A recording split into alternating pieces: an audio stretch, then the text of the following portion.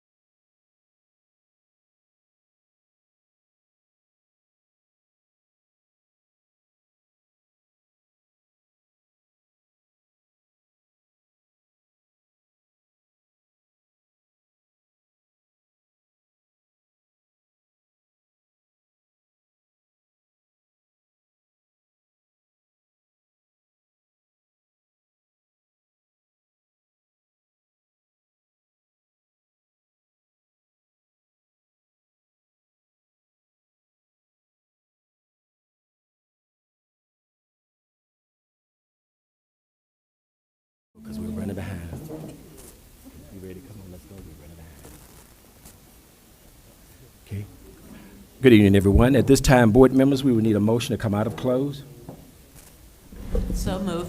Moved by Ms. Proctor. Is there a second? Second. Mr. Dance.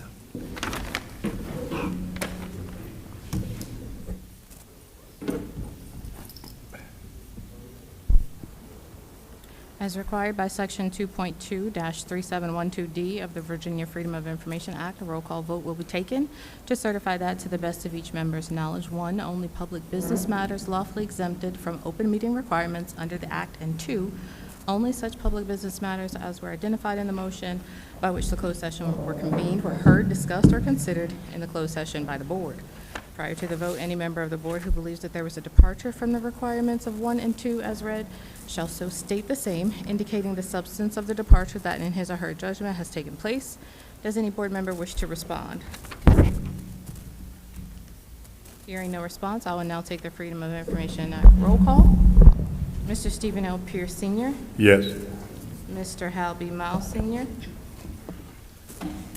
Mr. Kenneth L. Pritchett, Here. Yes. Ms. Takari Tucker, Yes. Ms. Joyce Proctor, Yes. Mr. Bernard J. Lundy Jr., Yes. and Mr. Adrian T. Dance Sr. Yes.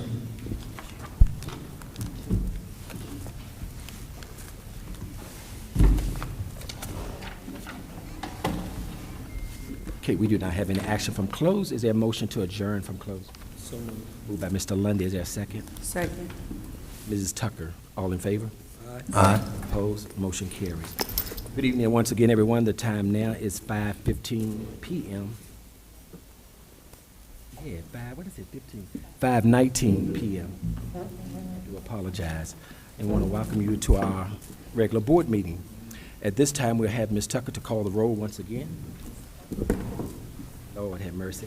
Ms. Davis.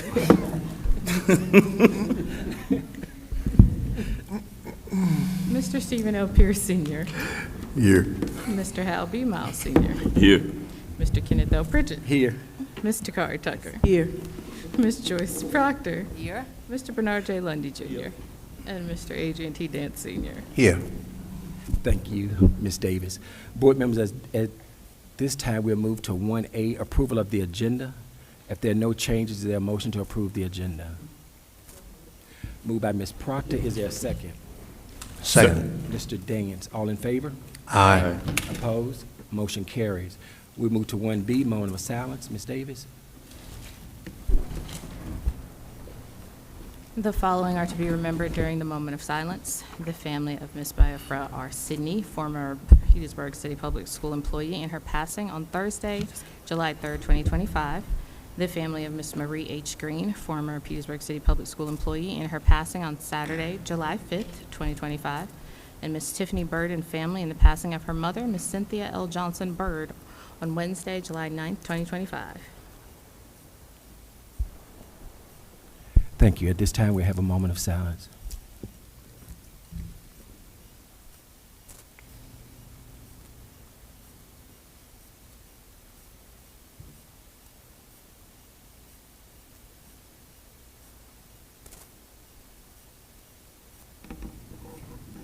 Thank you. Next, we ask that you stand for the Pledge of Allegiance, and we'll be led by Ms. Proctor.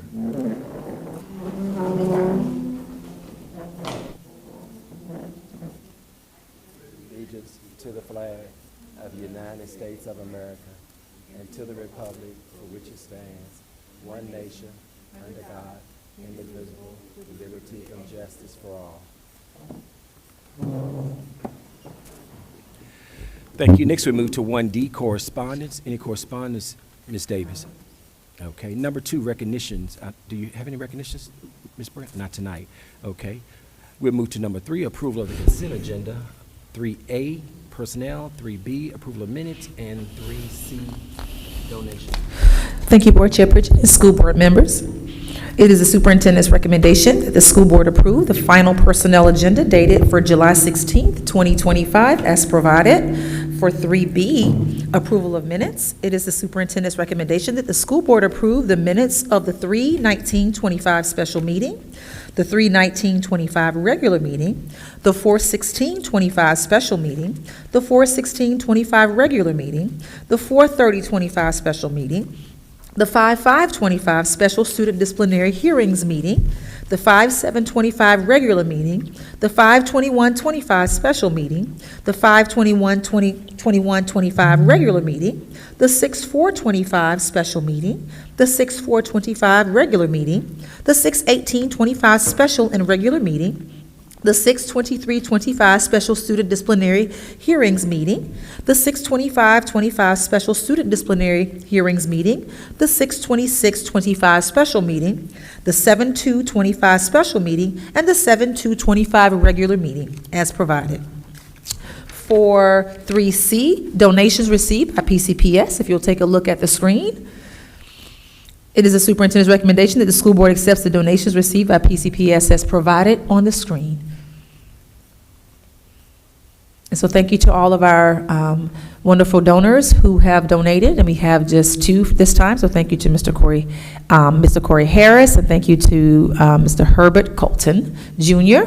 at Richard Bland College. Thank you to both of our donors for supporting the work here in Petersburg City Public Schools. So once again, it's the superintendent's recommendation that the school board accepts 3A, 3B, 3C as provided. Thank you, Ms. Brown. Board members, is there a motion to approve the consent agenda? So moved. Moved by Ms. Proctor. Is there a second? Mrs. Tucker, all in favor? Aye. Opposed? Motion carries. Thank you. Next, we move to number 4, our superintendent, staff, and guest reports. I guess I'll take my glasses off. 4A, Ms. Brown. Thank you, Board Chair Pritchett and school board members. Our first presentation of this afternoon is a Family Services, Inc. mental health program that will be given by Courtney Curtis and Kennard Curtis. So if you could please come to the podium. And thank you for being here this evening to present for Family Services, Inc., a mental health program.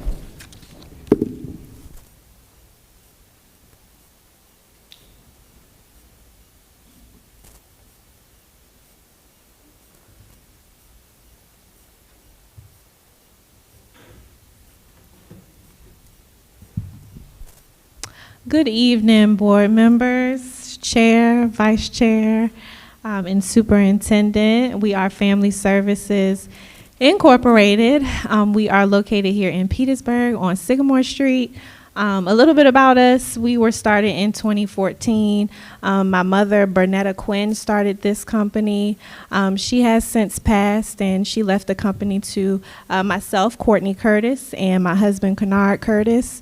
And we have took it on and kind of pivoted and made it our passion, which is the children in this community, and we really have focused on really helping them and their families. So through this presentation, I'm sure you'll have questions later, but we will present to you a program that we have called Therapeutic Day Treatment. That's mostly what we'll be talking about today. And you will hear from Kennard Curtis as well. You'll hear from our clinical director, Chantel Cooper. And you'll also hear from one of our children that we have in our programs. You can go to the next slide. So again, just our mission and vision. Our vision for the company is really to be a pillar in the Tri-Cities area. So yes, we do have a really big focus on Petersburg, but we also would like to focus on the Tri-Cities, Hopewell, Colonial Heights, and surrounding counties as well. We want to be a safe place for our children. We want to be able to encourage and empower them as well. And we strive to create a community where every child is understood, valued, and really heard. And you can go to the next one. So this is our services. So we have our main service is really intensive in-home. That is a one-on-one counseling service that we have. We have our QMHPs that actually go into the community and help children 5 to 18. And with these services, we really strive to help them with their behaviors. We set goals. We set different interventions in place to help them with behaviors specifically in the home. And at this time, I would like to recognize some of our intensive in-home counselors that are here. So we have Cameron, you can just wave your hand. Cameron, Naomi, Priya, and some of these are products of Petersburg. We also have Isaiah over here as well. And I'll just introduce you right now. So Amber is our office manager. She's the brains of everything. So she helps us out so much. But then we have our after school and summer therapeutic day treatment. So we'll talk a little bit more about what the therapeutic day treatment is. But right now, we've been doing it for about 4 years. We do, right now, we're doing summer program. And then after summer, we move into an after school program as well. The outpatient therapy we've had for about a year now. We have about 4 therapists that are on staff, and all of those therapists see the current clients that we have in intensive and TDT, and they also see some of the community children as well. We have parent groups and coaching, mobile crisis and community stabilization, and then we have FAP services, which is through social services, and we have contracts with Petersburg, Hopewell, and we're in the process of getting Chesterfield as well. And that's with therapeutic mentoring, which is very similar as intensive in-home. Go to the next slide. So TDT specifically. It is a school and community-based mental health service. It is designed to help children emotionally, also with their behaviors in the school system. It is a program where our actual QMHPs would be coming into the building and helping children with their behaviors. So what it provides is individual sessions. Also, we provide group sessions in the school as well. The crisis intervention. So if a student is having a behavior, we are able to intervene with those different behaviors that are happening in the school system. It's so much easier for us to be here and be present with the children instead of the children having their behaviors and then us having to address it once they get to after school. If we're in the school system, we're able to address the behavior right then and there, de-escalate the situation, and then we can come back and actually process it. See what happened, what were the triggers, was it something we could have prevented? What can we do next time to make sure this doesn't happen again? So that's kind of the job that we would have. The behavioral support throughout the school day. So a really big part of what we want to bring into the school system is not just helping them with their behaviors, but also making sure they can stay in the classroom. So staying in the classroom, which means, collaborating with the teachers, collaborating with the counselors. Everybody really has their own responsibility job that they are doing in the school system, and we have a very specific one. So we don't want to step on anybody's toes. We really want to collaborate with all of the different roles and make sure that we're all working together for this one child. And then skill building in areas such as emotional regulation, social, interpersonal skills, and coping mechanisms. A really big part of coming in the school system is also building the rapport with the kids as well. So we want to make sure that we can come in here, the caseloads that we have, we want to make sure that we can really build a rapport with each child so that if there is an issue, we can possibly eliminate it before anything happens where it's, fights or detention, suspension. We want to eliminate all of that. So our duty really is to build rapport, and I think we do a great job of that at Family Services. Also, families, we want to make sure that we're connecting with our families as well. So that's a really big part of what we do in intensive, but we want to do it with in-school TDT too. We want to make sure that we are talking to the parents, keeping a relationship with them, making sure that, they know the right things to do at home, making sure that they know the coping skills of their children, making sure they're responding correctly as well. And then medication and education and management as well. So that's part of the service too. You can go to the next slide. And who we help. So just to give you an idea of the children that we would help in TDT would be children who have been suspended a lot, detention, a lot of detentions, fighting, skipping class, being disruptive in the classroom. So those are some of the kids that we would be targeting with this service. And again, we would be able to help them through those emotional behaviors.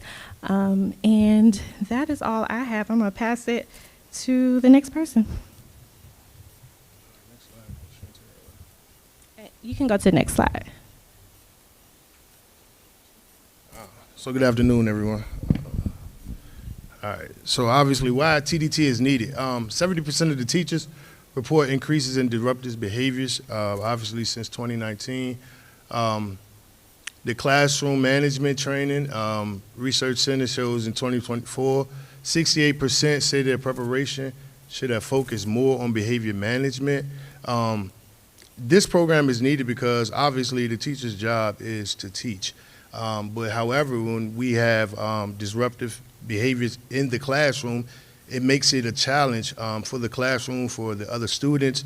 And so just to have another counselor there, an agency like us there in the room to assist these children with these challenges that they may face, whether it's trauma that they've dealt with, whether it's just challenges from home that have went on and led into the school, academically, things of that nature. So that's just one area where we come into play to kind of really support the children in those ways. We definitely want to decrease suspensions.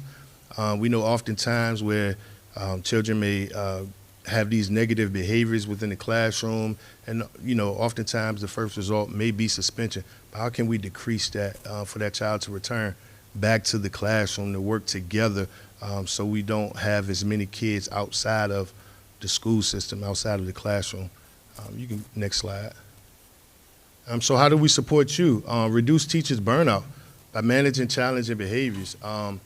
Once again, provide those strategies and improve classroom improvements with working alongside with the teachers, with the behavior aides, working with the counselors and the specialists. How can we all work together to collaborate on the road to help these children to be successful within the classroom? Enhance academic engagement and attendance. We all know attendance is huge here in the city of Petersburg. We want to just continue that. That's the forefront of these kids when they leave home, that they're going to school, they're getting there, they're arriving on time. Create effective communication structure with the staff and the administration.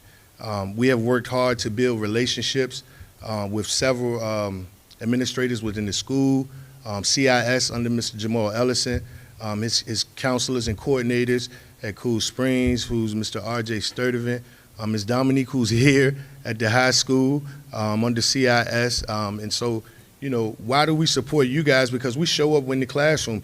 If we get a call regarding one of the children that's in our program, we don't wait until it's after school to address it.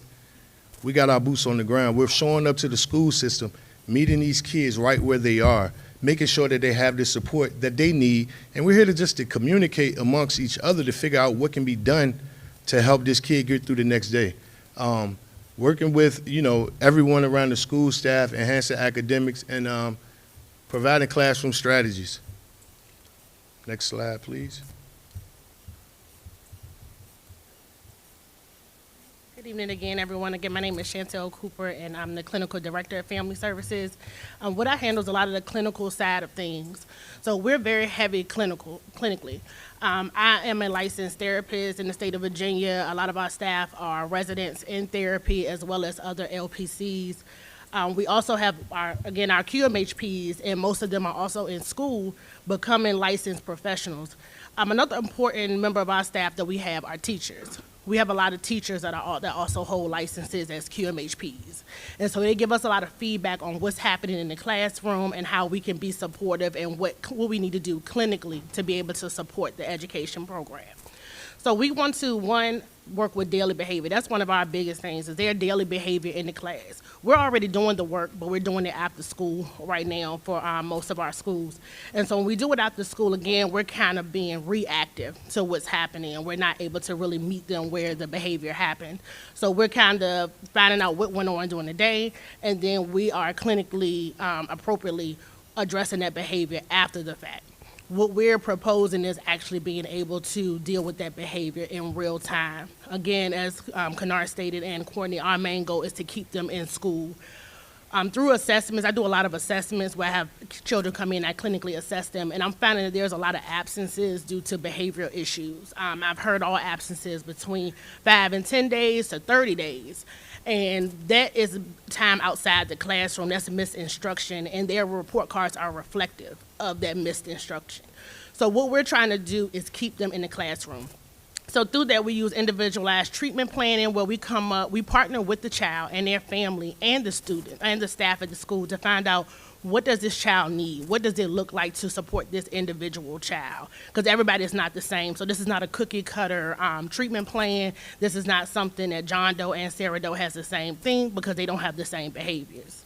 One-on-one counseling in small groups. Again, we're clinically heavy, so we have the ability to offer that. We have the ability to work with the child in a group setting. We also have the ability to provide one-on-one to them as well. And then positive reinforcement and crisis management. One of the other services that we're trained in is crisis stabilization and mobile crisis. And so we use that in a different service, but we're trained on how to deal with these crisis situations. We have actually responded to different children that have been in our program that have experienced crises while in school. And the families, we were the phone call that they made to be able to help them deal with the situation with the child. But again, showing them positive reinforcements. A lot of the times we meet children where we negatively deal with them as far as their behaviors, but we're trying to pivot, move into a more positive reinforcement model.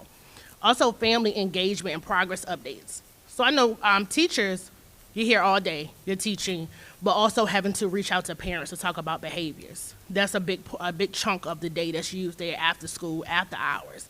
That's where we will come in for these identified children as well. We're the people that keep in contact with the parent to let them know, like, hey, this behavior happened today. This is what we did within the situation. They were able to remain in class, but this is what we're working on. We need to let you know what's happening and see how you can support us at home to be able to change this behavior. Again, collaboration with the teachers. So being able to see, how can we support the teacher in the classroom? We are not the educators. So how can we create an environment where they can educate without having to deal with the behavioral issues all the time? Training and coaching work environment. We train a lot. We have meetings all the time where I lead a lot of the trainings, where we're training on just different trends, changes in trends.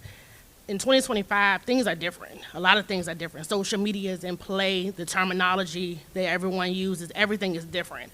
So we're constantly changing and navigating that to figure out how we can meet the children where they are and not in an outdated practice. Close oversight of staff. We work very closely together. As you can see, who's out here tonight. We stay in contact. We have several chains of communication that we use, and we constantly come back as a team, as a treatment team, to figure out what's going on, what are we missing, how can we improve. We constantly send out surveys. How can we as a company improve? How can we improve clinically? So we're constantly changing and navigating and adjusting based on what's happening around us. Familiarity with the families and students. So also we've become very familiar with our parents. We become very familiar with our families. We get to the point where we're actually servicing the whole family. Again, we have different levels of care, which we use that term a lot in mental health. So you have TDT and intensive, but like we say, outpatient and mobile crisis. We've had several families that come through where we've had the adult members of the family in a crisis, and they've gotten crisis services, and we've had the children come through and they were having behavior issues, and we would offer other services such as TDT and intensive. So being able to service the whole family, and then just a willingness to work with the schools for care coordination, to become a village for the child, where we can deal with everything. We can do what's called wraparound services for the child, while again, the main goal is keeping them in the classroom. You can go to the next slide. Again, I can't stress enough how qualified our staff is. We are very, again, clinically heavy. We are very high on education. So we encourage people to go back to school and get those trainings. We do a lot of trainings. We have people now that are in mobile crisis training. We have people that are in school and getting that training. And again, we keep in contact with our teacher staff. That helps us navigate what's going on and changes in the school. Because again, we're not educators, but we look to our educators to tell us what's happening, what's changing, how can we adjust. And then we know IEP meetings is a big thing that happens with children. And it can be very confusing, intimidating to the families. We meet a lot of families that kind of don't understand what's happening. So being even a part of that process, coming in and helping them to understand, and even having those after conversations of, did you understand? How can we help you understand? What does these terms mean, and things of that nature. And again, we progress track everything. So we do paperwork, we do quarterly reports, we do daily notes, we do everything to track what is it that we're doing for that individual child. You can go to the next one. And again, our approach is we are trauma-informed care, which is one of the biggest things, because I, being a product of Petersburg and a graduate of Petersburg High School, I understand, I've walked these halls, and I'm understanding things happen outside of here that comes to the school. Our families go through things, a lot of things happen, and they come here. So we have to work with children that have been through a lot of trauma, and we are able to do that. We are able to meet that need because we are clinically trained in that way. We constantly do trainings to make sure we are trauma-informed, we are evidence-based, we know what's going on. These are not things that we are kind of just pulling together. This is stuff that we are educated on, we are doing research on, and we're figuring out how can these things appropriately treat our children. Treat the children that are in Petersburg or even the surrounding jurisdictions, but on their individual and specific situations that they're going through. Also being culturally responsive. Every child is not the same culturally. Their households are different. And culture, we know, spans way past race, goes into socioeconomic, everything. How do we deal with this child that may have these specific issues that may not look like another child that we're dealing with? So we're able to meet that need. Academic schedule integration. Again, this is all done around their school day. Our primary goal is to keep them in the classroom. It's not to remove them from the classroom. It's not to suspend them out of school. It's to deal with the behavior and reintegrate them back into the classroom so they can get the instruction that they need. Because again, our absences that we're seeing are reflective in those grades on the report cards. And it's very important that we keep bodies in the chairs in the class so they can get their education ultimately to be successful and go on about them lives. And then again, we're to collaborate and not be disruptive. Our goal is not to come in and undo what the educator is doing because they are the leader in that classroom. The educator is in charge in that classroom. We're simply there as a support to figure out how we can fill in the gaps for where there are some gaps in services because that child needs a little bit additional that is hard for a teacher to meet that need while trying to educate and prepare them for testing and things of that nature. And you can go to the next slide.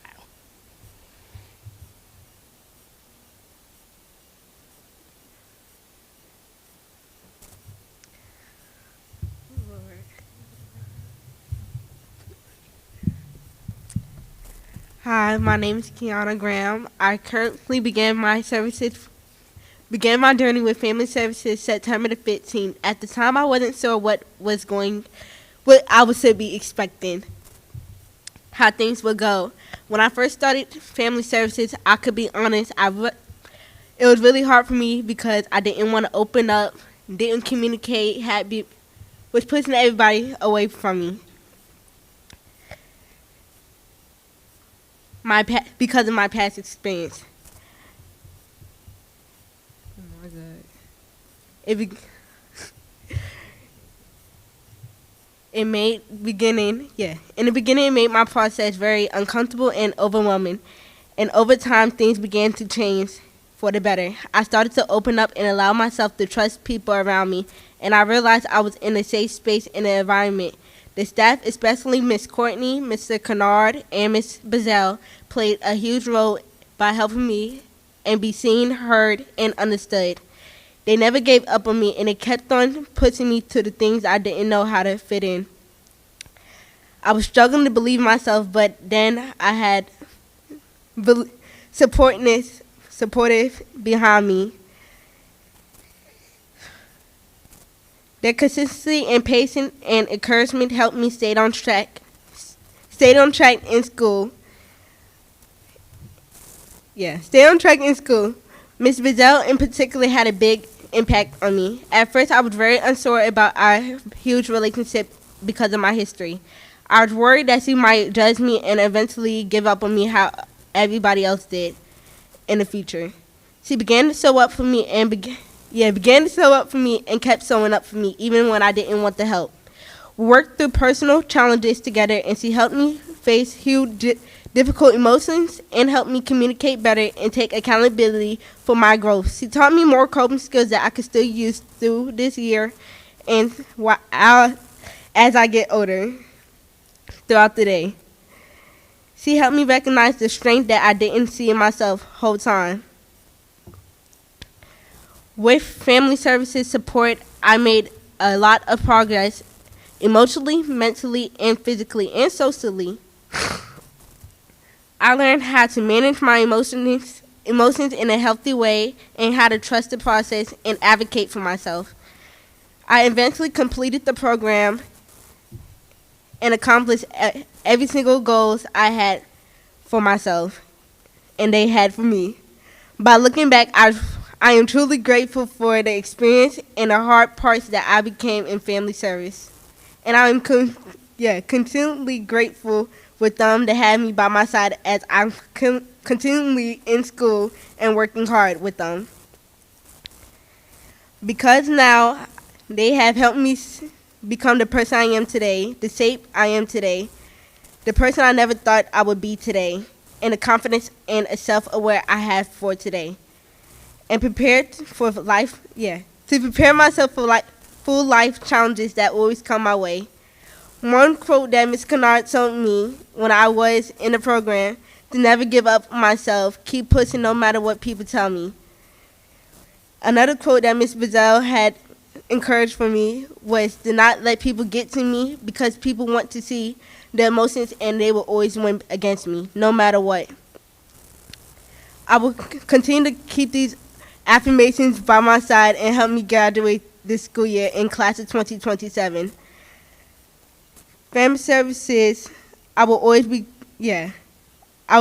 grateful to always carry all the lessons, the support, and the guidance I received from family services and within me.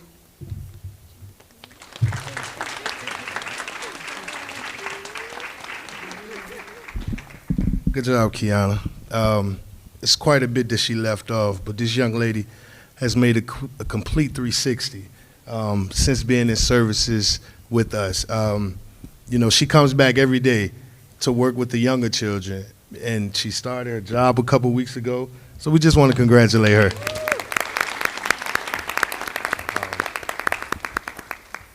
At the moment, that's all we have. Anybody have any questions, any comments? Thank you. Thank you, Mr. and Mrs. Curtis, and I believe Ms. Cooper? That's correct. Okay, thank you. Thank you for the presentation, great presentation. We're going to move now to the board members. If there are any questions, I'll start with Mr. Lundy. I think it was great. I know that gentleman who is working hard to make sure that this program continues to be a success along with his wife. And I really appreciated the young lady who spoke about herself and how she intends to continue to push herself forward to be even better. That means a lot that you understand what you have inside of you. Man. Ms. Tucker. To Mr. Lundy's point, amazing presentation, and I did want to say, from one product of Petersburg to another, I am so excited and I am so grateful for the things that you all are doing in the community. I'm not sure if anybody else follow you all on social media, but it's more than just a program to them, and the things that they're giving back to the community is what we embody in this city, is what we need in this city. We need more of our youth to come back, and I can just appreciate what you all are doing for our communities. I did have one question.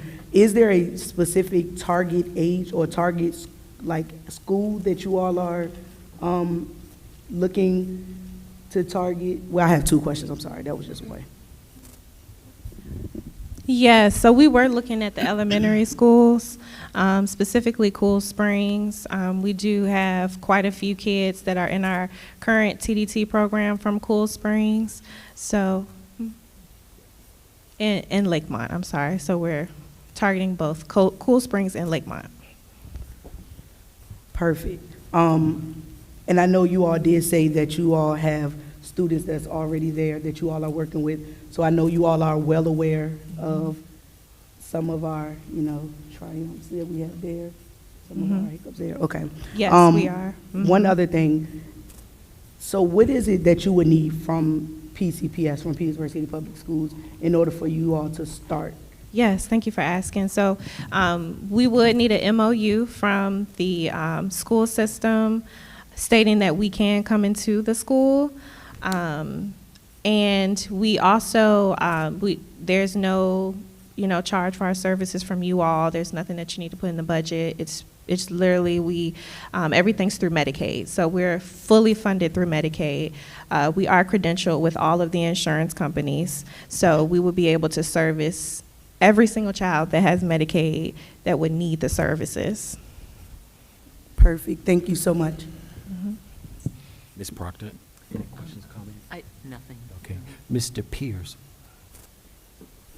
I can only say that the services are greatly appreciated serving on the disciplinary committee because we had we do know that we have to assign some of those kids for those services. So I can only say that it's appreciated, and thank you guys. It's good to know that homegrown and have decided to come back to provide the service. So thank you. Thank you. Mr. Dance. Good evening, everybody. Excellent presentation. I'm really glad to see that you're willing to come into our school system and help our kids out. These types of services are very much needed, and hope we can partner with you all to make our school system better and improve the quality of our students. Thank you. Ms. Miles. First of all, thank you. Those recommendations, when a child is recommended, how does that process work? Where does it come from? Does it come from a counselor, teacher, principal, or what? So the referrals come from a lot of our community resources, whether it's District 19, the counselors, the teachers, or whatnot. And so it's a process to it. First of all, they will call us and say, hey, we recommend this service for this child. Then assessment will be done primarily by Ms. Chantel Cooper. Assessment will be done. It will get sent off to the insurance company, and they have they're able to either approve it or deny it. But just be clear, even kids that have been denied, we've noticed that the service is still needed, so we still worked with them because we know it will make a impact. Okay, and the MOU is important because you'll be able to come into the school system? Yes, sir. So right now, you're not able to do that? No, not at the moment. Okay, so that would be a big step forward? Yes. Okay, thank you. Ms. Brown.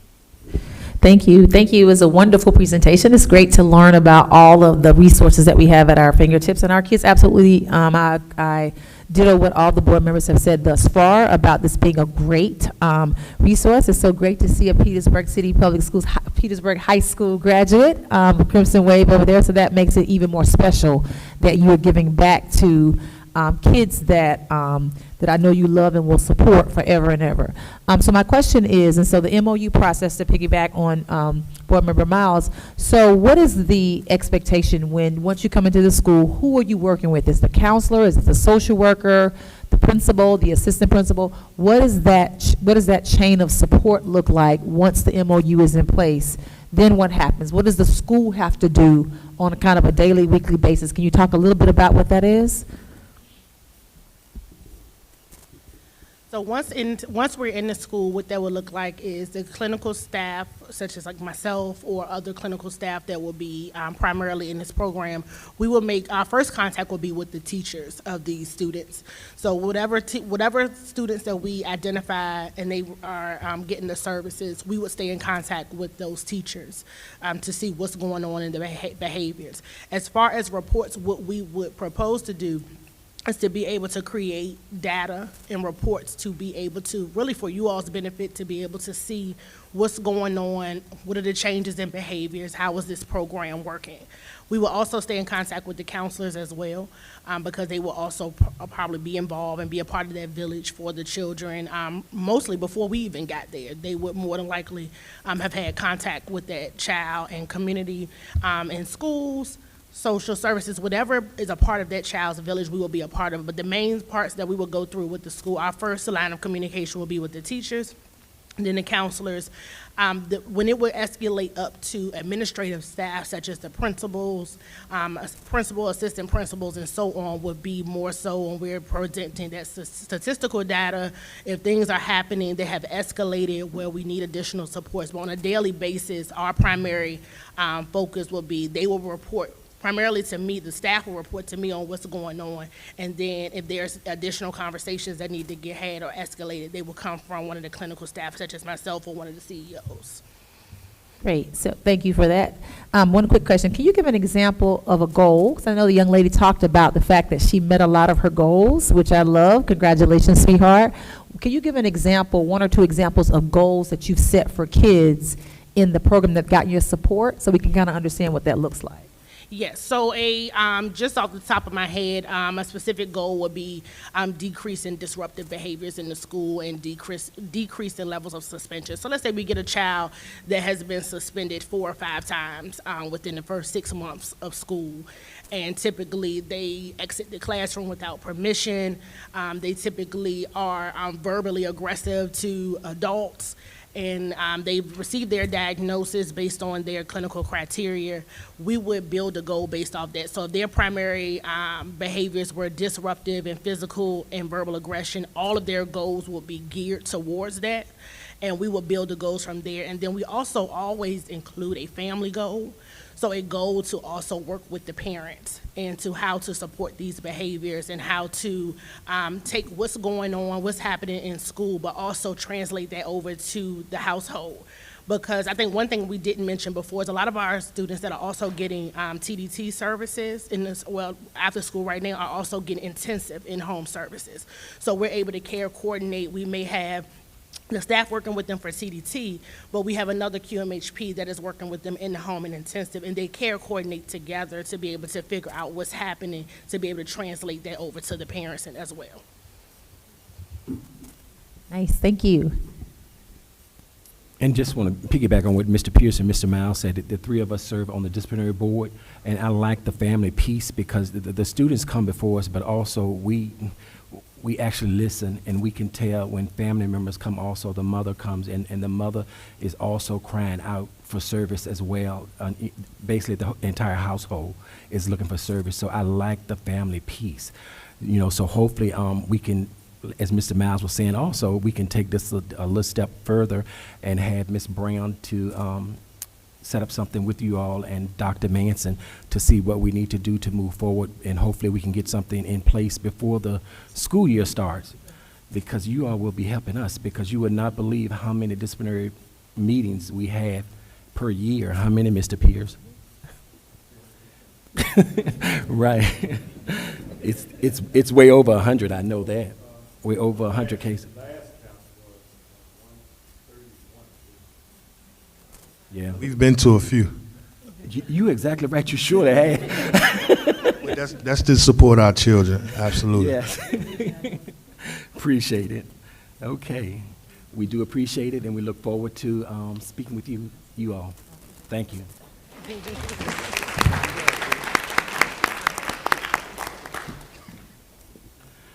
And I'm not sure how young you all are, but I'm pretty sure that many of you probably, Ms. Fields probably was your principal or assistant principal? Okay, okay, yeah. That's First Lady of Petersburg High School. There she is in the back. Okay, Ms. Brown, we're going to move to 4B.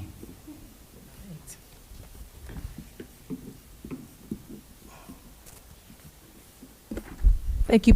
Thank you, Budget Pritchett and school board members. We will now have our July 2025 Human Resources Recruitment Update that'll be given by Dr. Shamika Long Lane, our Assistant Superintendent of Human Resources, and Mr. DeJuan Brown. If you all could come to the podium. Thank you. And I think that is the Human Resources team back there. I can't see from the glare, so if you all could just stand and raise your hands so everybody can kind of wave and see the team in the back. Thank you. Good evening, Chair Pritchard, Vice Chair Pierce, Superintendent Brown, board members, colleagues, and community. Thank you for the opportunity to provide an update from the Office of Human Resources on recruitment initiatives and vacancy data within the division. Next slide, please. Tonight, we will be focusing on our PCPS recruitment initiatives, sourcing and talent pipeline development, workforce development, current school and division vacancies, and next steps as we look forward. To begin our presentation, I will turn it over to Mr. DeJuan Brown, Personnel Specialist, to review our recruitment initiatives. Good evening. Next slide, please. So some of the recruitment efforts that we're going to be making this year are going to be employer branding, which is going to be huge for us. Really taking a big step in rebranding ourselves to attract more talent here in the area. The second is going to be sourcing and tight talent pipeline development, which simply means we're going to be reaching out to other ancillary sources to help build a pool of candidates so that way when we do have positions come available, we have a source of candidates to choose from rather than starting from ground zero looking for candidates. And then we also have workforce planning, which simply means that we're going to be using data year over year to help us determine where we need to start in recruiting early on in the process and being more proactive rather than reactive when it comes to the recruiting process. Next slide, please. So one of the biggest things we're going to be doing is social media engagement. It's been a big push this year to really focus on Facebook, Instagram, LinkedIn, and some other places, advertising there. One of the big things that our ask is that when you do see us post something, if you can please share because that helps spread our web. Recruiting is going to be a collective effort from everyone to help us get the word out that we are hiring for certain positions. As you can see, a lot of our ads now are more innovative, more direct, and have things on there such as the QR code that allows people to directly apply. Next slide, please. So one of the things that we found out is that as we dig a little bit deeper into the data, which again is going to help us do a little bit more recruiting in a more intensive manner, we're going to be doubling down again on some of these analytics. As you can see, this one, Facebook, Instagram, and LinkedIn, this particular ad for principals has a big reach when it comes to Facebook. So this helps us recognize where we need to advertise depending on the position itself. Instagram did not have as much reach, and of course LinkedIn did not have as much reach on this particular one. But again, it lets us know that where we're advertising for particular positions works or it doesn't work. So when we go in to do it again, we can decide on where we need to go. Next slide, please. Same thing on this one. This is an ad for the media specialist. As we can see on this particular one, the reach to Instagram was a little bit more than Facebook. And one of the things we're really trying to focus on is really building our brand within some of these social media platforms. The average person spends more than 5 hours on their phone, and more than 3 hours of those hours are spent in social media. So we do know we are in the right place when it comes to advertising for talent and attracting talent. We just need to get a little bit more granular in the details to figure out what's our impressions versus our engagement. And impression simply means the amount of time someone viewed a particular ad. And engagement is what did they do with that ad? Did they interact with it? Did they click on it? Did they share it? Did they like it? So with those things, it allows us to, again, really define what's next for our marketing strategies when it comes to attracting talent. Next slide, please. So this particular, 2-3 weeks ago, I had the opportunity of visiting the Richmond Airport, returning from a trip, and we were down at the baggage claim. I was there for about 20 minutes, and I seen our ad circulate on the screen probably about 6 or 7 times. So we're going to be aggressively trying to find more ways to brand and get our name out there. This particular one gets almost 1 million impressions per month, which is huge. So one of the things we're going to focus on is other things within the airport area to figure out what we can do to help promote and help do something different, be innovative when it comes to recruiting. And I'll talk about it on the next slide when it comes to the apply now, but also we're going to be talking about boosted ads on Facebook and Instagram, and also some other places like TikTok that people are getting more traction where we can actually post some of our ads. Next slide, please. So a boosted ad is simply a paid ad, which simply means that we are paying to get that ad in front of more people. So on this particular ad here, one of the differences is it has the Apply Now button. So instead of just having an ad just sitting on the social media platform, these new ads will allow someone to actually click on them and interact and apply directly from their phone, from that particular website or from that particular site they're on. On this one, we have views, reach, and clicks. So views means the amount of times that ad has been seen. Reach means the unique viewers of that ad. Based on this particular analytics on this means that we have almost 11,000 views, and our reach was about a little bit over 6,000, which tells us that these people are seeing and viewing the ad more than once, which is exactly where we need to be. And then we have our clicks at about 15% per click. So, and this is off of just one ad, but our goal is to be more aggressive in this way when it comes to advertising and have a lot of more people click, and again, get more granular in the details and figure out where we are with, yes, we have the impressions that we need, but what are people actually doing with these particular ads? And that'll help us, again, gauge where we need to be. Next slide, please. So one of the things we had the opportunity of doing was we went to the huge conference in San Antonio, Texas, the Association of Supervision of Curriculum and Development, and also the International Society of Technology and Education. Very great program, very great event that we went to. We had over 40 visitors visit our booth that talked about everything when it comes to teaching. Had some of the big box names there, such as Google, Canva, Kahoot, Best Buy. There's a lot of big names there that supported education and what's upcoming in education, which AI is a huge thing in education right now. So over 40 plus visitors, we had them do surveys to ask, to kind of gauge where we are and also to figure out whether or not we need to continue to go this route. We actually had people stop by from other divisions that were there. Richmond was there. We had a couple other people there. Brunswick was there. But we had them actually come back and take pictures of us, and they were sent into their HR team to be more innovative and do a little bit more untraditional recruiting, which is what we're really trying to accomplish. Over 80% of the actual surveys that we took all said that we should continue to come to those expos. But the overwhelming of the people who did not fill out the surveys, they were still on board with us, continue to go out to events, and promoting non-traditional ways and trying to recruit and attract talent.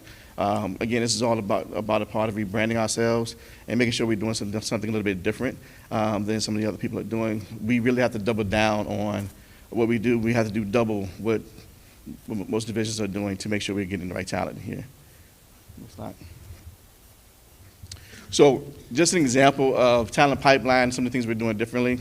We're trying to be as innovative and creative as possible. We did some career pop-ups.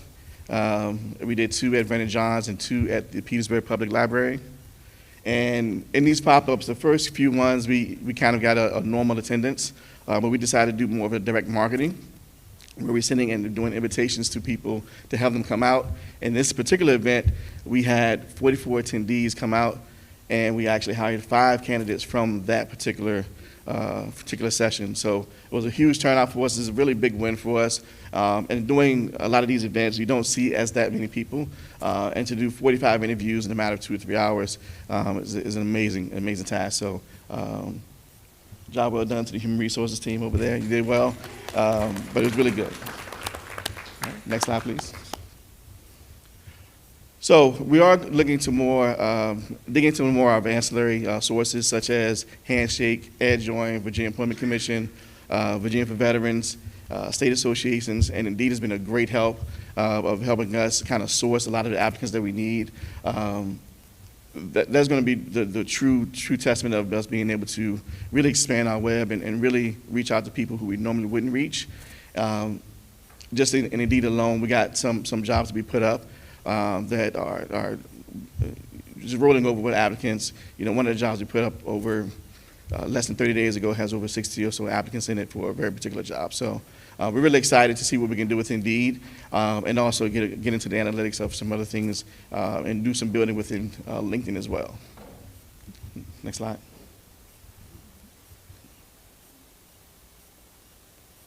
Thank you, Mr. Brown. On May 1st, 2025, we launched our frontline applicant tracking system. One of the many benefits of Frontline is the ability to review the average number of applicants that we receive weekly. As you see before you, in our first month of implementation, we received 32.3 applications per week, and within our second month, we saw an increase of 34.6 applicants per week. Our current average for the month of July is around 35 applicants per week. Next slide, please. We're also able to review the sources applicants most frequently use to learn about our vacancies.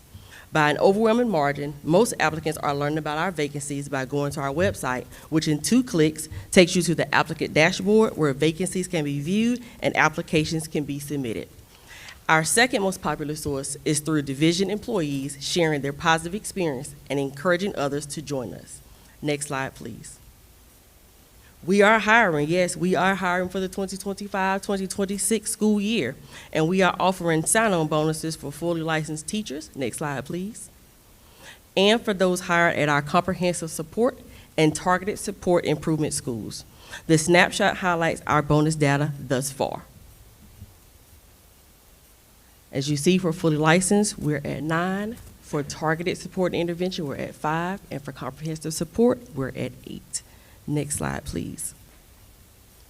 As we work to recruit and hire for vacancies, we are constantly reviewing our data and continuing the position control data cleansing project.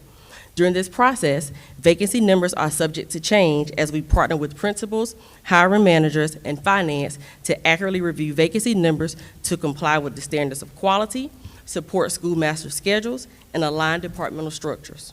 On the next few slides, you will see snapshots that capture vacancies as a part of the data cleansing project.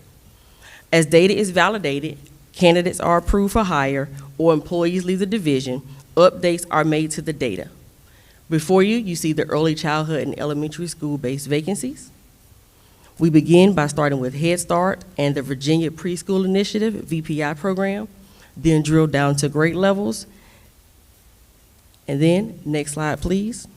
We look at additional key areas within the school, including special education, library, ESL, English as a second language, instructional assistants, and nurses.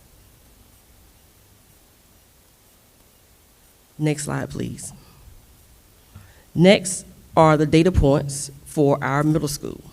Again, we continue our data cleansing process that we're using to validate our vacancies, and the information is subject to change due to the aforementioned factors. Where we've created this snapshot based on content areas because we want to correlate that with our certification requirements. We then follow the same structure used for early childhood and elementary, reviewing additional key areas within the school.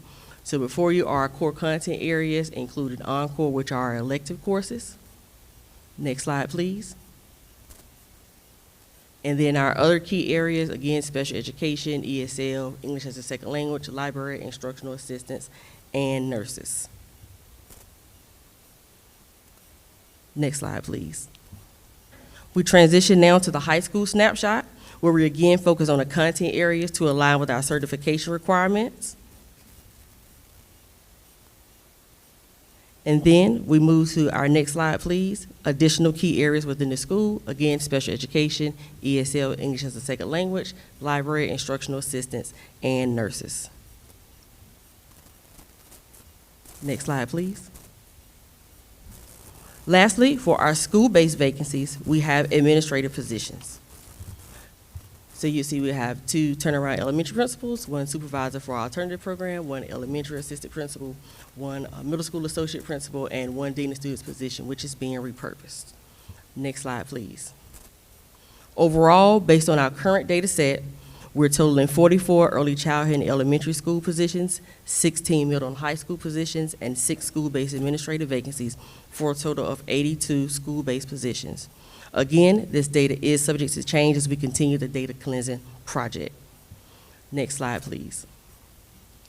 Our next set of slides highlights school board office administrative vacancies, where we have a total of 6, assistant director of budget, coordinator of mental health, SEL, social emotional learning, behavior support, school nutrition program administrator, director of special education, supervisor of school counseling, and special education lead compliance specialist.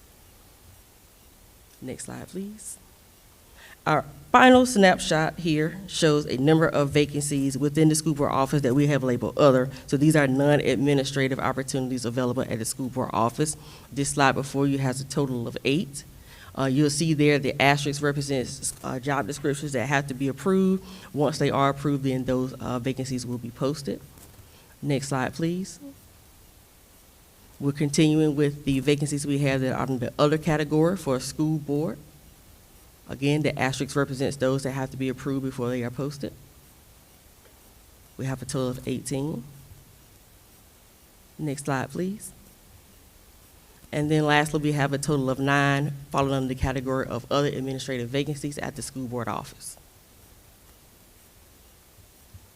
Next slide, please. Our total school board, office vacancies, department view is here before you. And this is giving us a total of 6 administrative vacancies and then 35 under the other category. So what we've done is we've broken this down by division, as you see before you. So you can see the number of vacancies per department, breaking it down into 8 categories: business and finance, human resources, communications, family engagement, student services, academics, data, assessment, accountability, and then operations, which encompasses technology, security, athletics, maintenance, nutrition, and transportation. Again, the 35 other vacancies plus the 6 administrative vacancies gives us a total of 41 vacancies within the school board office. This data is subject to change as we continue the data cleansing project. Next slide, please.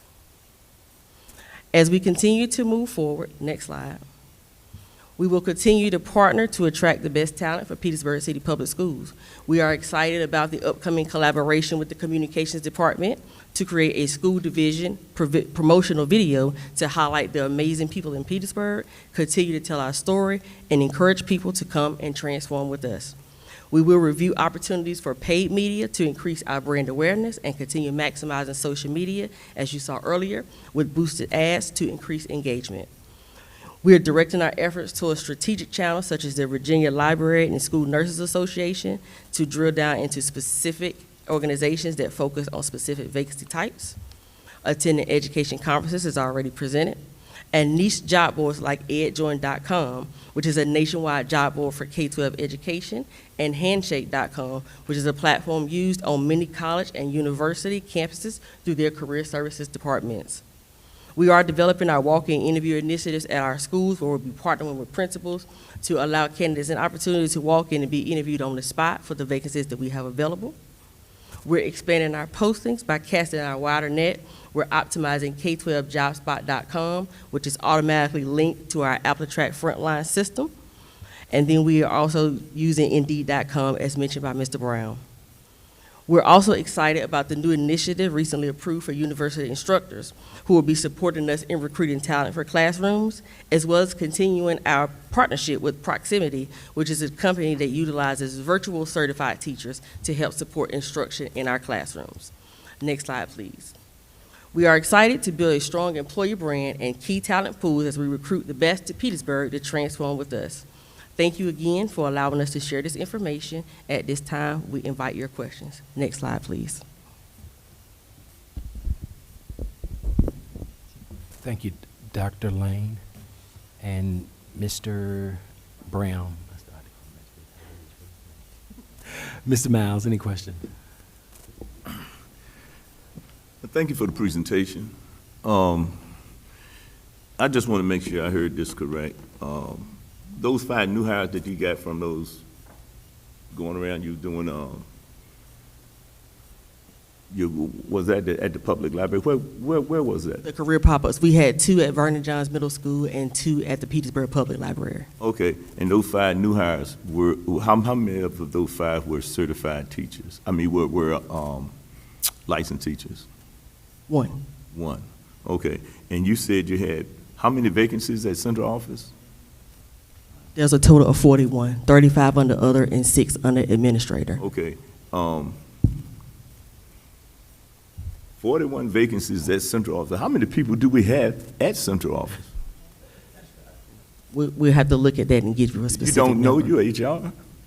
No, sir, I don't know the exact number because, again, we're working on the data cleansing project. Wow. So we're still looking at the Wow, numbers. That's Wow. If I was to ask the superintendent how many students we had in Petersburg City Public Schools, she could tell me that to the end. If I was to ask a principal how many assistant principal teachers and what they had, they would tell me that to the end. If I would think if I asked HR how many people are employed at central office, you can tell me that to the nth. I would imagine that where you wouldn't have to come back to me and give me an answer. If we had 41 vacancies at central office, and I asked how many people do we have, how many jobs do we have at central office, I'm quite sure HR would be the entity that would give me that answer. So I'm amazed at that answer. The other thing is, we got 41 vacancies at central office. The reason why people take a job, what's the number one reason why people take a job? For their livelihood, right? For to get paid. If we take that same money and give it to certified licensed teachers, I'm quite sure we'd get some people in here and we raise that salary and we can pay these teachers what they deserve and get some people in here. People are not gonna come here because we advertise, they're gonna come here because of what we have to offer. And we have to make a difference in that. So as a board and as a superintendent, we gotta look at those salaries. If we got 41 vacancies at central office, how do you have any clue what those total salaries would be? Salaries are based on the salary scale and the years of experience that a person comes in, and also their degree. But So we wouldn't be able also to give you an project accurate number. when we do things. So the thing is that we got 41 vacancies. We should have an idea, basically, of those salary ranges. So we should at least have a range, because you do salary ranges, correct? Correct. We do have a salary scale. That's what I'm saying. So the thing is that we have a lot of waste. That's what I'm getting to. And we could take that waste and turn it into a positive by putting it in the right place.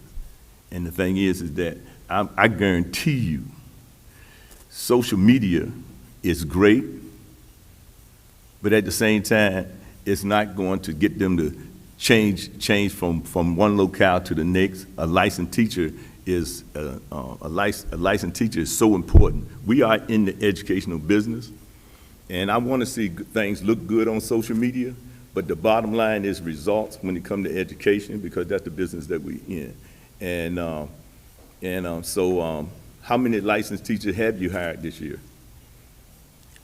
By school, or you want an overall Total. number, just so I'm clear? Total. Go back to the. New.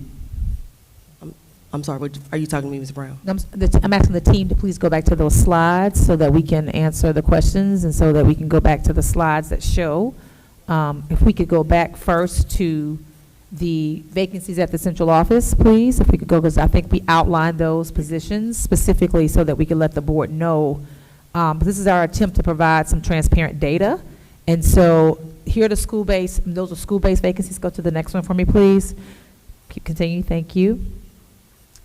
Go to, it'll say school board office. So here are the positions at the school board office that are vacant again, that are outlined. The assistant director of budget, which is a part of the assessment that we got from Alvarez and Marcel. We have coordinator of mental health. These positions had people. I apologize. I didn't mean for you to do all of that over again.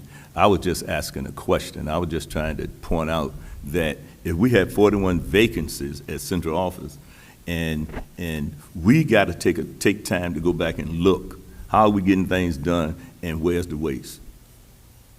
That's what I was trying to point out. I wasn't trying to justify any of those positions up there. I wasn't trying to knock down any of those positions. I'm just trying to point out, if we got 41 vacancies in Petersburg, at a small school system like Petersburg, at central office, and you need those 41 positions, how are you getting anything done? What are we doing? So the thing is, are we just creating positions, doing things and not getting anything done? So the thing is that we got to go back and do it's not just proficiency, but efficiency to see whether or not we even need some of those positions. Because if it's not affecting the kids in the educational system and supporting the schools in a way where we are being more beneficial to the public that we serve, we got a lot of waste. We have a lot of waste, and we need to get rid of it. And my big thing in industry was to remove waste and be more productive. So I don't need another answer that's not going to satisfy anything. I just need for everybody to take a look at it and see if we could be more proficient and efficient.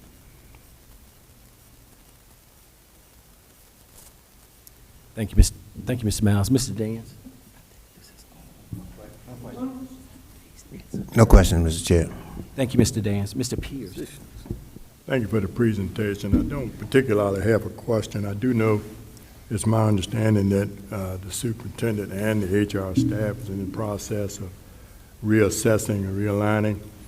And it is our hope and our expectation that after that's done, that we hope to see in the very, very near future the results of all of that in accordance to some of the information or the comments that Board Member Miles had indicated. And hopefully we can see that relatively expeditiously. Thank you. Thank you, Mr. Pierce. Ms. Proctor? Nothing. Ms. Tucker? Ms. Tucker? Thank you so much for the presentation. I do have one question. What is the turnaround time or the turnaround correspondence for when a person applies for a position on Frontline? So if they apply today, how soon would they hear back? Whether or not it be that they were selected to move on for a screening process or a regular interview, or if they weren't selected at all. What is that process? So the system is designed that as soon as they complete the application, they get an instantaneous response, letting them know that their application has been received. The turnaround time is going to be based on the hiring process, based on the specific manager. So the timeline that they utilize to interview candidates is going to have an impact on that. And then the time from the candidate actually being approved for a position. Once we're able to take that down, then there's another automatic message that goes out to let them know that the position has been filled. Perfect, thank you. Mr. Lundy? One thing I noticed that was very important when we were at Bright Point for commencement, and that was there were a number of people, of students that were early childhood specialists. Had I been that person, I would have immediately moved to let people know that we have an interest for you in Petersburg. And being an early childhood specialist, we could then move in another direction to create more teachers so that we can get them to become certified and work with us to move them on forward. Now, that was just my idea of thinking about it because we had so many people at that time that we could have had some conversations. So you have to be on top when you want to get things done. You have to use your opportunity to get things done. And that was a clear way of us being able to get people to Westview Early Childhood and to get people to become teachers. And I think that would have been a successful idea for us to have done because we had the people right in our hand.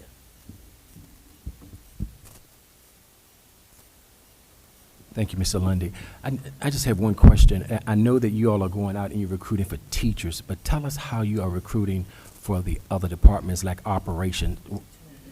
Yeah, you have 20 vacancies there, so tell me, because I have not seen a posting where you're advertising just for those jobs. I've only seen teachers. Yeah, well, the idea is for us to begin to start creating some target marketing ads for some of those positions. We do find that when we do post for those positions, we do get a lot more applicants, so the applicant pool is larger. So we do have to do a lot more sourcing to make sure that they're qualified for some of those positions. But we are going to do pretty much the same thing, and let's create more targeting ads towards those positions. Thank you. Mr. Lundy? So how long have you been in this position? Almost 2 years now. Almost 2 years now. Oh, okay. And have we made a great deal of progress in bringing a lot of new individuals on? Yeah, we have made a great deal of progress in bringing new individuals on. I think our biggest thing is keeping our individuals that we have brought on, making sure that we retain a lot of the individuals that we do bring. But we can definitely have seen progress in bringing people here.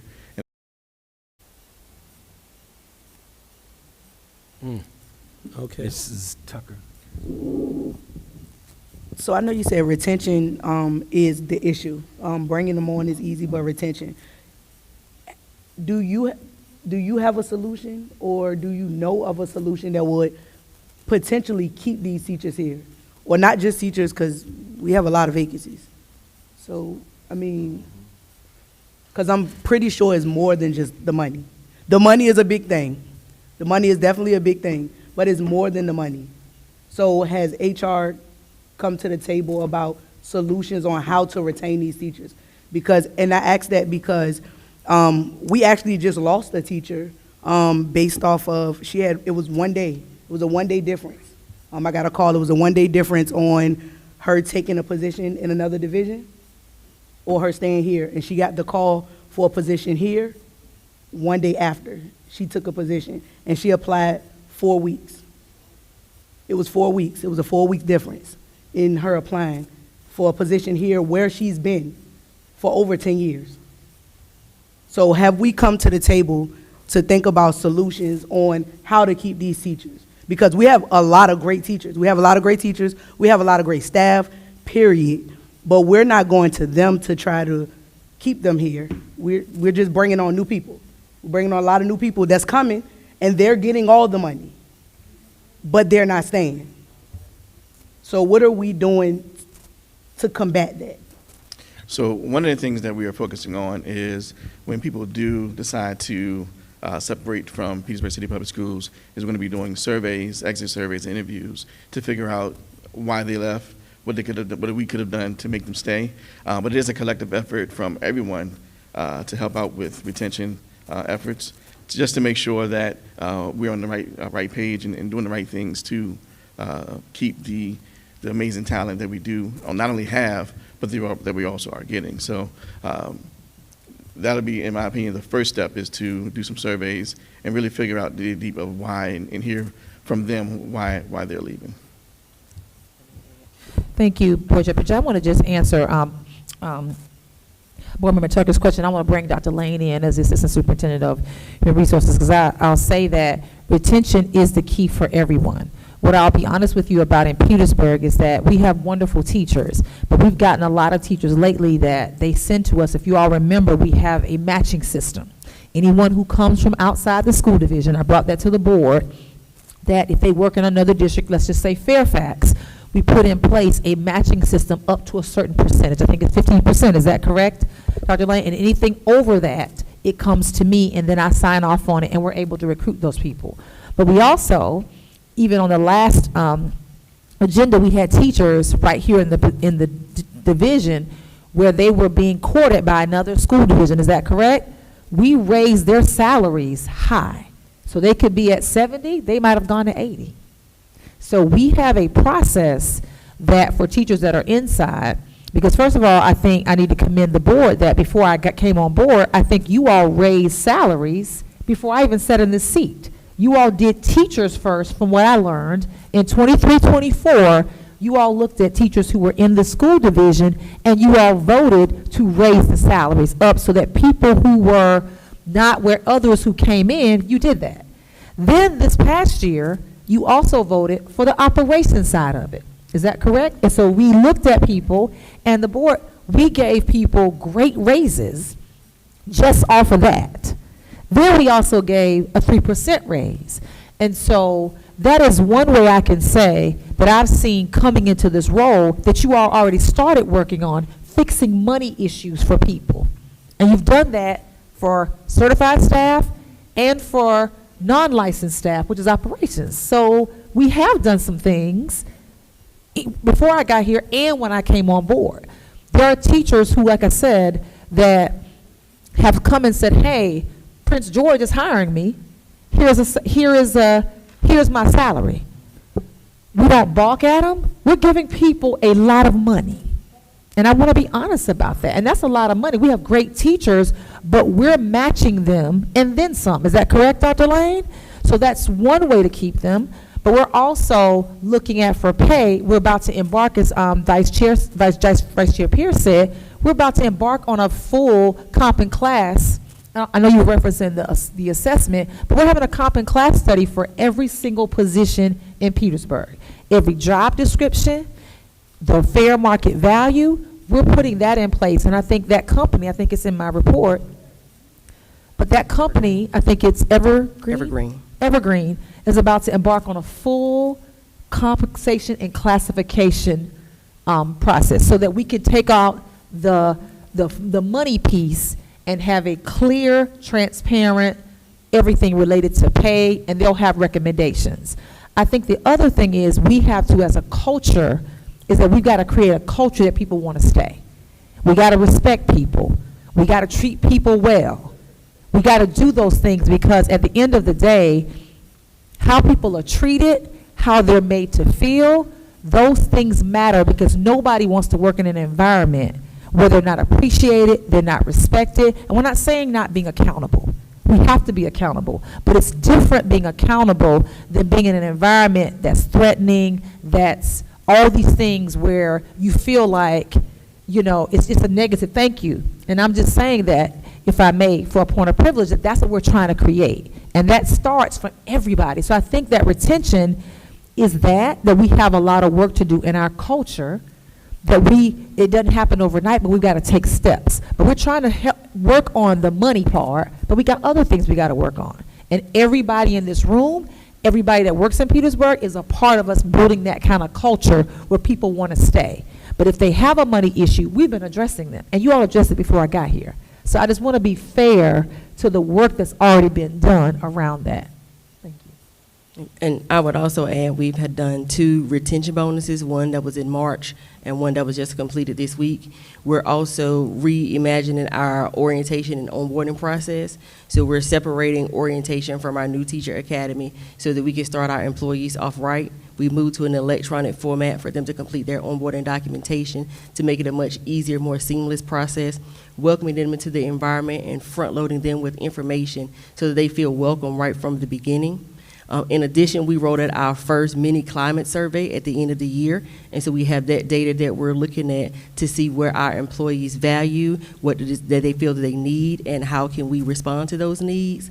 Subsequently, we are going to be working on recognition and rewards programs. We had our first one together back in May where we combined the Teacher of the Year and the retirement celebration at Virginia State University as one of our first efforts to help to recognize and reward our staff, as well as begin having employee engagement initiatives at the school board office to set an example that it is okay to have just a few minutes of break to collaborate with each other and enjoy the workspace. Thank you, Dr. Lane. I think also we have a lot of work to do, and I'm going to be very transparent. We have a lot of work to do. We're working on our processes. People also want to be able to engage with processes that work. And so we have work to do in that area in a lot of different spaces, but I just want everyone to hear that we are working on those processes in human resources. And so again, this assessment is going to help us, and then we'll start implementing some of the recommendations, and we'll be able to bring back to the board the report. Here's what they found, here's where we're going to start. So we're going to start with those processes. And so I ask people, as they walk on this journey with us, understand that we are absolutely going to be working on it. We are absolutely going to address it, and it's not perfect. Nothing is. That is not an excuse, but we are going to be looking at our processes and procedures because people leave sometimes because they're frustrated, because they don't get information and all those things. But we are absolutely working on it, and I appreciate everyone who is walking with us as we try to improve our process and enhance those processes that are well, because we've done some good things in HR, and then we have lots of things that we're still working on. But I appreciate everyone's support as we're trying to refine, get information, and start addressing those things that we need to address. Thank you, Ms. Brown. Ms. Proctor. This is not to take away from the importance of keeping on, but having a human resources background, I can tell you, and I think all of us know probably, that there's something called the marketplace. And teachers are in demand throughout this country. So we can't, be too accusatory, if you will, about our human resources. We value you, but we want you to keep on keeping on, okay? Thank you. Mr. Lundy? Two things. One is, do we ever use any type of spreadsheet to find out about exit interviews? Those things are very important. They really help. They help other persons that will come aboard also. And I wondered how we might go about that, because sometimes that really helps other people figure out how are we going to go about this in a different direction so that we can keep individuals. And that's by sharing, because we're not trying to be against each other. We're supposed to be a team. And being a team, there are various things that we all can talk about, but we can all better at the same time. And you use that information to see what has been going on, what takes place, almost as if you shared how we treat people. We definitely have to show how we treat people. And that's a way we might be able to keep up with what's really happening in our HR department. Yes, we do have an online exit survey that we send to employees once they have officially submitted their resignation or retirement. And in that survey, they have the option to select having an in-person exit interview as well if they want to have an actual conversation with the HR team member, so that we can collect qualitative and quantitative data from those staff. Thank you. Mr. Chair. Mr. Dance? Over the years, we have had some challenges. Over the 12 years that I've been on the board, we've had some challenges. We've had some challenges with HR, had some challenges with teaching and learning, had some challenges with finance. However, we have new people in finance, new people in teaching and learning, new people in HR, and we all need to work together and be patient with each other and understand that a lot of these issues that's been going on in Petersburg for a long time, it's going to take a while to correct. It's going to take a while to correct. And nobody's going to come in here and snap their fingers and these issues are going to go away. So we've got to be patient with each other. We've got to respect each other. We've got to put integrity in what we do. And we've got to trust each other. We've got to have trust. We've got to trust the people that we hired to do the job that they were hired to do. And when they're not here, whoever's taking their place, then we got to trust them to do what they're supposed to do, because they're getting paid to take somebody else's place. So we've come a long ways in Petersburg, and I'm proud of the progress that we have made. And we're doing great things in Petersburg. And you can't tell me that we're not. So don't talk about my city, don't talk about my schools, don't talk about my school board, because I get offended. Amen. So just take a look around, keep your ears open. We're doing great things in Petersburg, and we all got to work together. We got to trust each other, and we got to be patient with each other. Thank you. Thank you, Mr. Dance. Don't forget. We said don't forget. Go ahead. I like what Dan said, because I love Petersburg. Somebody asked me the other day, said, you worked in an environment that the diversity was, you were the diversity, which I was the only one that looked like me. He said, how could you deal with that? You know, first of all, you got to be a professional, and you got to be able to do your job in a way. And one thing that I loved about all the different entities where in places that I worked was that HR was intact, and that's what supported me the most. And an employee that's working in an environment where HR is intact. If they have a problem, they have somewhere to go. They need to ask a question. They have somebody they can ask that question to. If they need support, employee assistance program, they have that. And it's going to support them in doing the good times, the bad times, and the development times. We get complaints all the time. What the superintendent just said, we had people that they get disillusioned because they don't get that support. When a person is working a job and they feel like they're supported and they're back, that's how you build a team. Because everyone is not going to be a superstar. A lot of employees, they need that. They need that. I'm not even going to open up my phone, but I just read some things to the superintendent a while back where people was asking me, and they're not getting that support. They're not getting that feedback. And what you said, Ms. Tucker, in a timely manner, where that they had to make a decision, and they couldn't make that decision in a timely manner, so they went with the other, what they did get a choice from. So life is a choice. But at the same time, Petersburg as a team, I love Petersburg. All my kids went through Petersburg. All of them doing great, my family.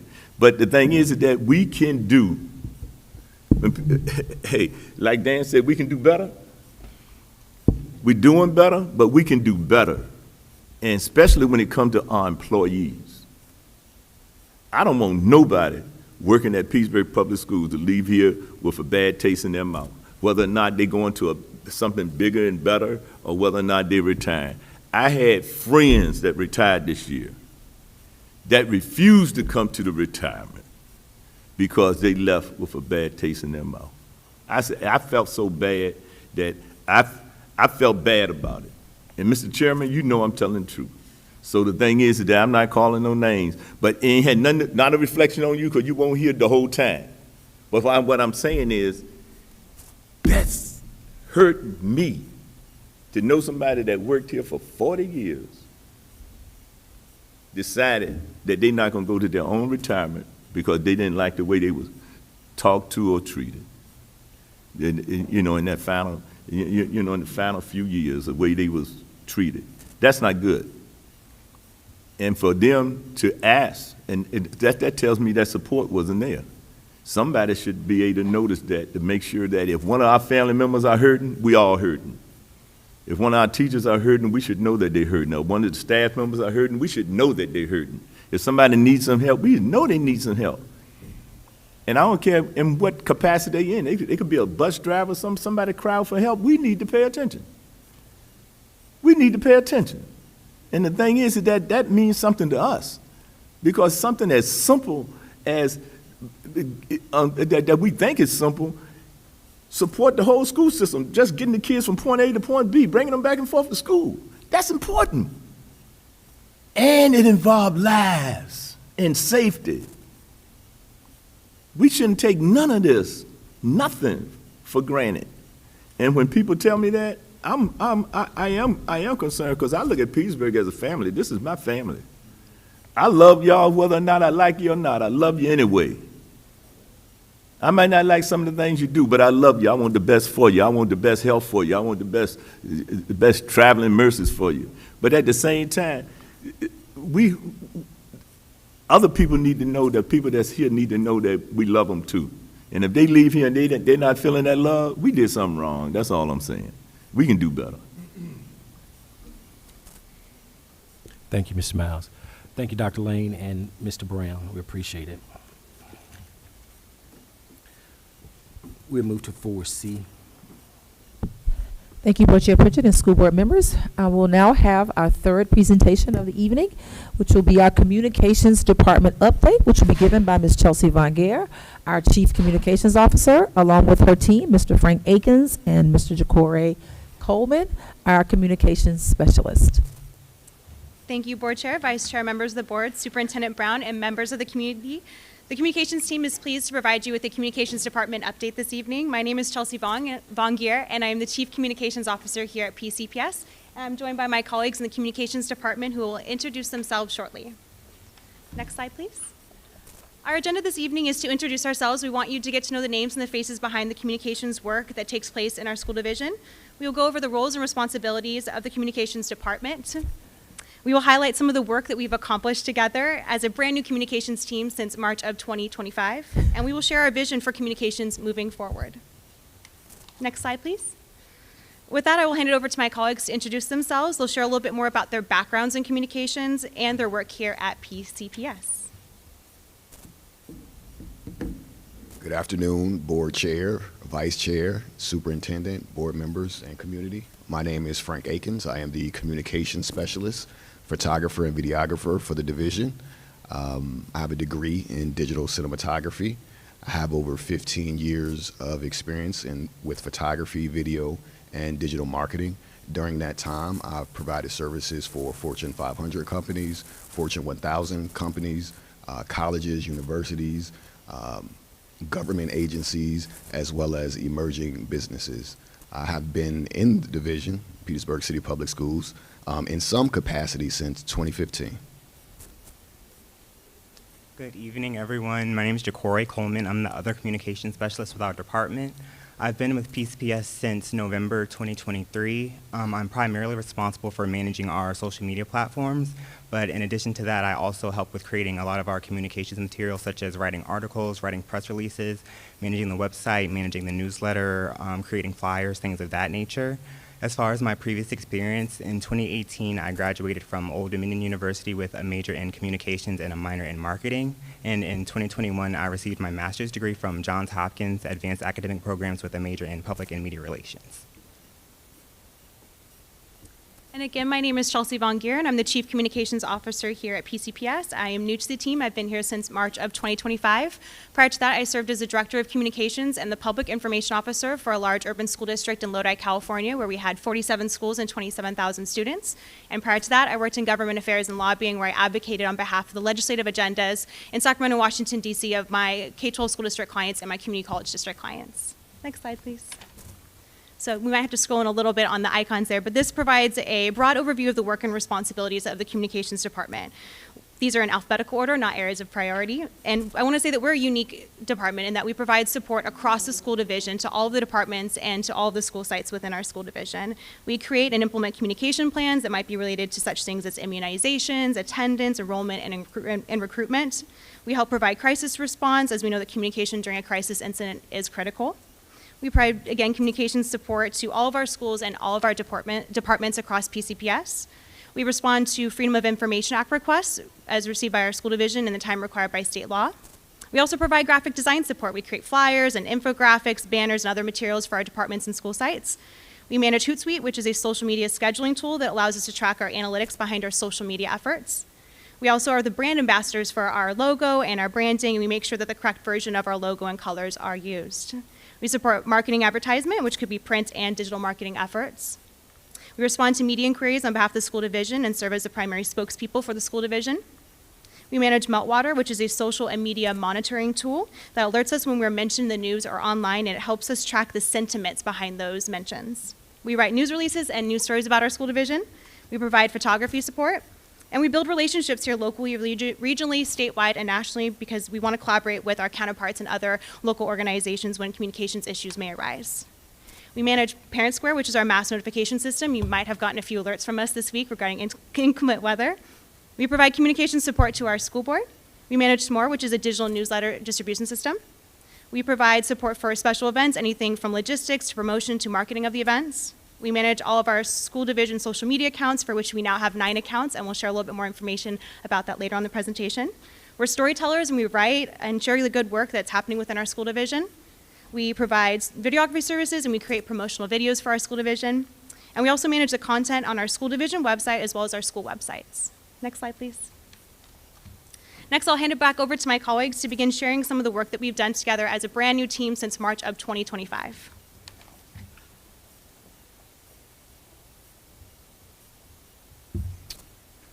Okay, between March and June, the Communications Department has developed several marketing campaigns. The first was the calendar survey, where the goal was to get feedback from parents and staff regarding the academic calendar. We have developed a campaign for Westview to help bolster enrollment. That campaign included various marketing materials, including flyers, banners, social media posts, as well as a video designed to highlight the benefits of being enrolled in a preschool program. We also worked very closely with HR in their recruitment efforts. Again, we created various marketing materials, including flyers, banners, social media posts, and a digital ad that ran at the Richmond International Airport on the screens next to baggage claim. Currently, we are in the middle of an immunization campaign. In years past, students have not necessarily always had their proper vaccinations by the start of school, so we wanted to bring awareness to parents and try to encourage them to kind of take care of some of those issues over the summer so that students can, when they return, they're ready to go. This campaign consists of a series of social media posts and videos that we're using to bring awareness to this. Also, some of the things that we're making parents aware of are where they can go to get these vaccinations, when those vaccinations are needed, and also the importance of being vaccinated. Next slide, please. As we mentioned, communication during a crisis event is critical, and since March of 2025, we have established new internal media response processes as well as crisis response processes. We'll continue to refine these processes.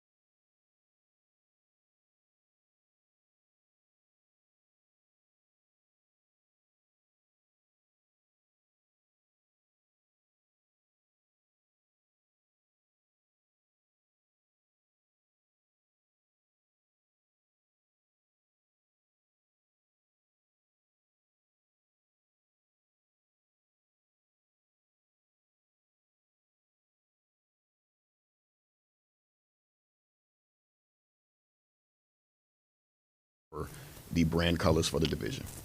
Next slide. We do believe in serving as our own newsroom, and we want to push out as much positive information about our school division from ourselves on our website and our social media platforms. But we also know that the media has a large reach, and that it's important for us to collaborate with them and have a symbiotic relationship with media here. We have sat down with reporters from the Richmond media market. We've even gone up to Richmond and checked out their newsrooms. And from that, we've built a media contact list that we email with proactive media stories and upcoming events within our school division, as well as important updates. Some of the proactive stories that we have seen result in news stories include the National Speech Debate Tournament, the expansion of our athletic department, and the new medical classroom at Vernon Johns Middle School. We've actively participated in 22 total news stories since March, or approximately 5 news stories per month. And when we say actively, that means we provided some kind of news pitch that resulted in a news story, or we provided a statement or B-roll or photography that were included in the news story. This is not inclusive of all the times in which PCPS was mentioned in the news. And we will track this information so we can see how often our proactive pitches or our proactive information results in news stories, and we can compare that month by month and year by year for analytical purposes. Next slide, please. These are just a few additional examples of some of the communications work we do on a daily basis. This includes supporting family engagement with flyers and communication, sending important notices and event information to families, which is primarily done via Parent Square and social media, sending crucial internet updates to employees, sending crisis communications to impacted communities, and we've sent 61 messages so far via Parent Square, which is approximately 15.25 messages per month.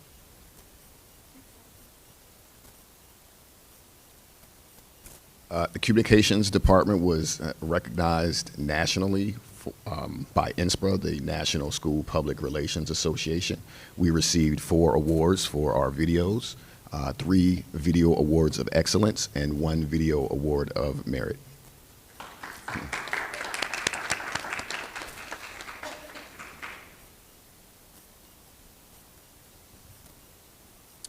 Since we started more closely monitoring our social media analytics, we've seen a significant spike in engagement on all of our platforms, especially Facebook.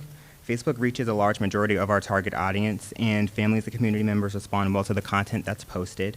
Our content has also been well received on Instagram, LinkedIn, and YouTube. Since March on Facebook, we've gone from 9,865 followers to 10,543 followers. On Instagram, we've gone from 2,334 followers to 2,448. On LinkedIn, we've gone from 1,206 followers to 1,272. And on YouTube, we've gone from 490 subscribers to 566. Next slide, please. In an effort to expand our reach on social media, we've also created new accounts on Blue Sky, Threads, and TikTok. Blue Sky and Threads are alternative platforms to Twitter and Instagram, and we created these accounts to have ownership of these handles should we decide to use them in the future. Blue Sky currently only has 4 followers, but with Threads being directly connected to Instagram, this platform already has 331 followers.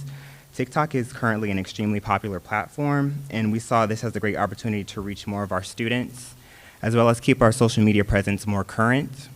TikTok is the fastest social network to hit 1 billion active users, and the largest demographic on TikTok are users aged 18 to 35. Since March, we have gained over 1,000 followers on TikTok, and we're steadily increasing. Next slide, please.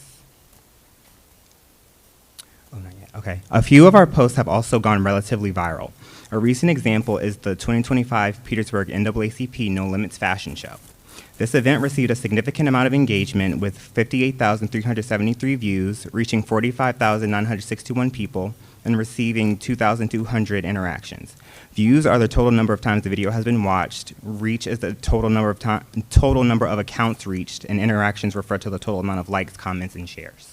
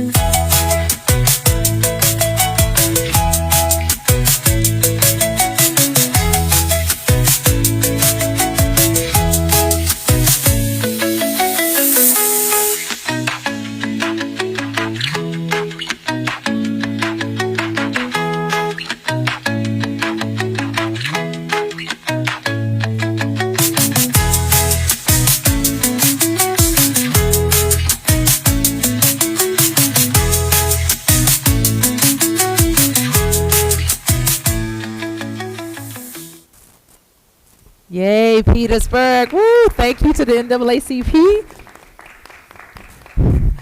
Next slide, please. Aren't our students amazing?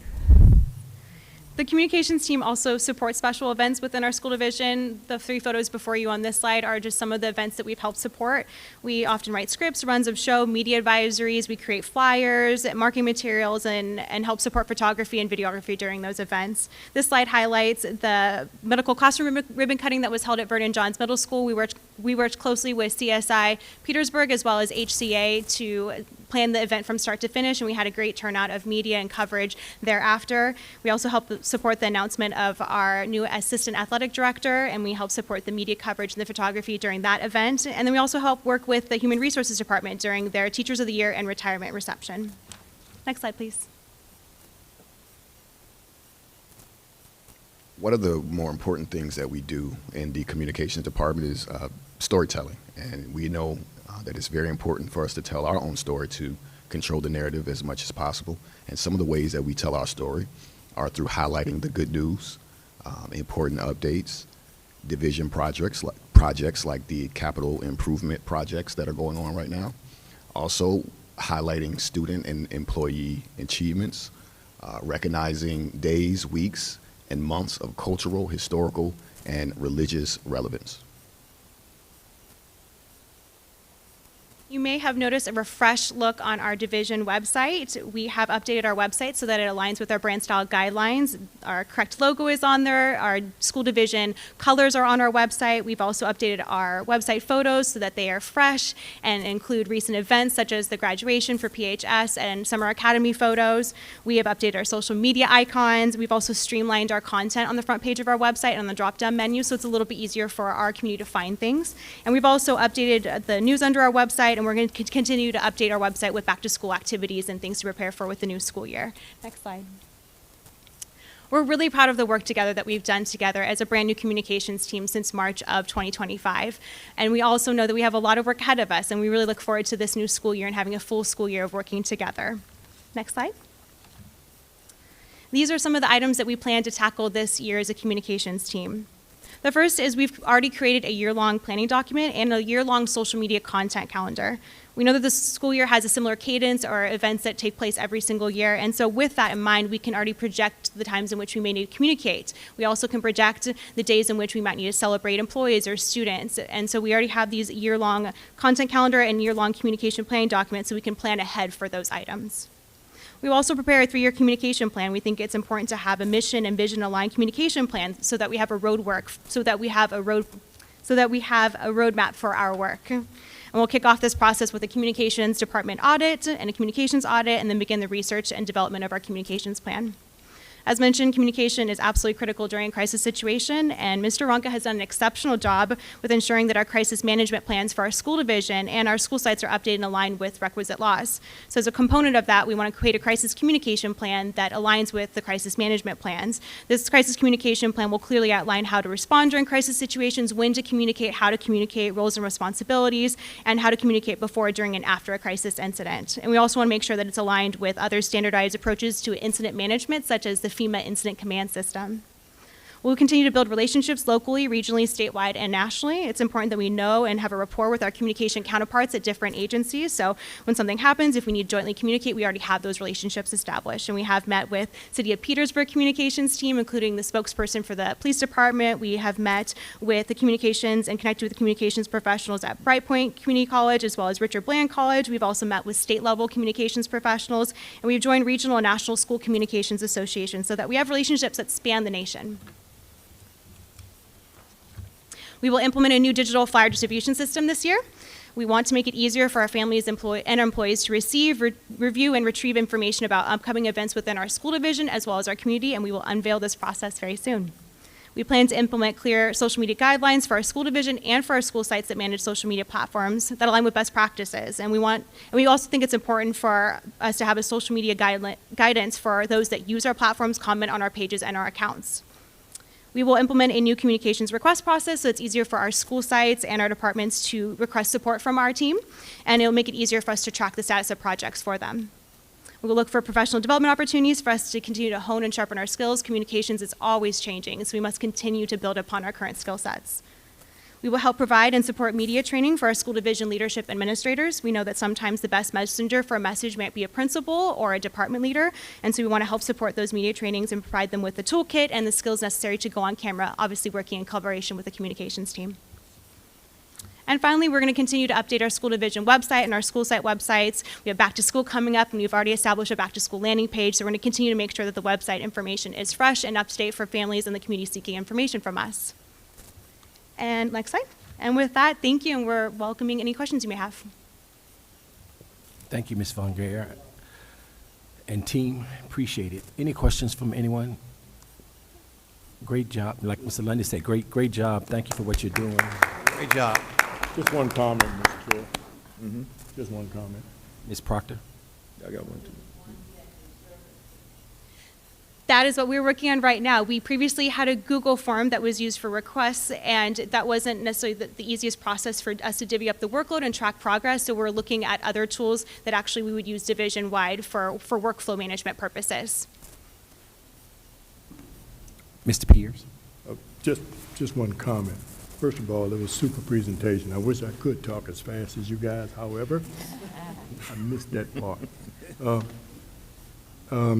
I guess my question,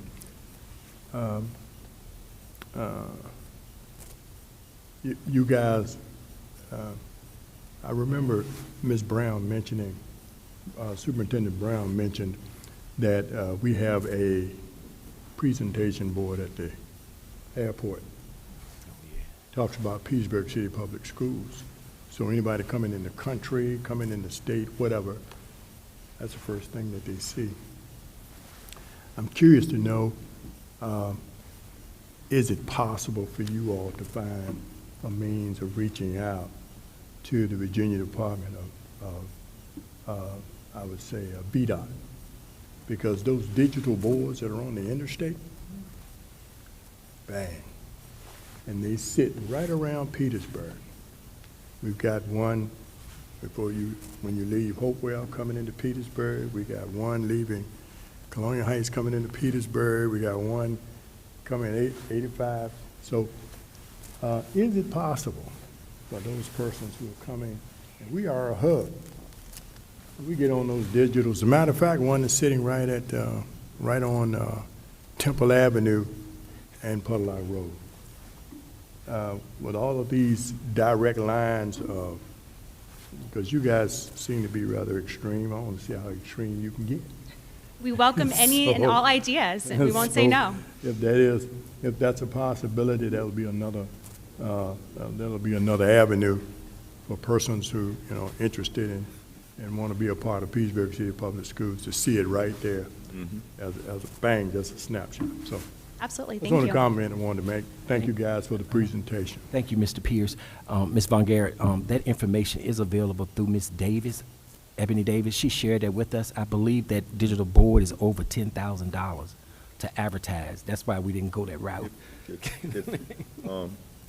Also, if you go with a digital board where they have multiple advertisements, it's only like $400 a month, but you're going to be in a rotation with other advertisements, so yours will show up for about like 15, 20 seconds, and then it goes to someone else. Then that one is different.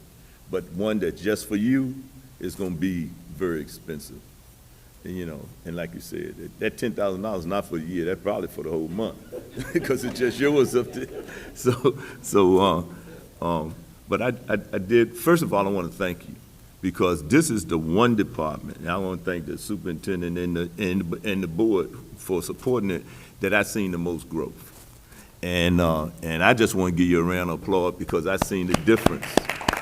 And not just, but I'm talking about in the community, and, with the awareness that you have created. Let me ask you a question. The HR brought up branding and different things, and LinkedIn and all that stuff. Are y'all doing that for them? We're working collaboratively with the HR department. Then you're doing it for them. We're working together. We're working together. They provide information. Okay, I just wanted to make sure we had the right people doing the work. That's all. That's all. I just wanted to make sure that we won't subbing it out to someone else, that we had our professionals working on it, right? We work together internally. Okay, that's right. We work together. It's a team. Yes. Okay, thank you. That's what I'm trying to get to. Okay. Do you see,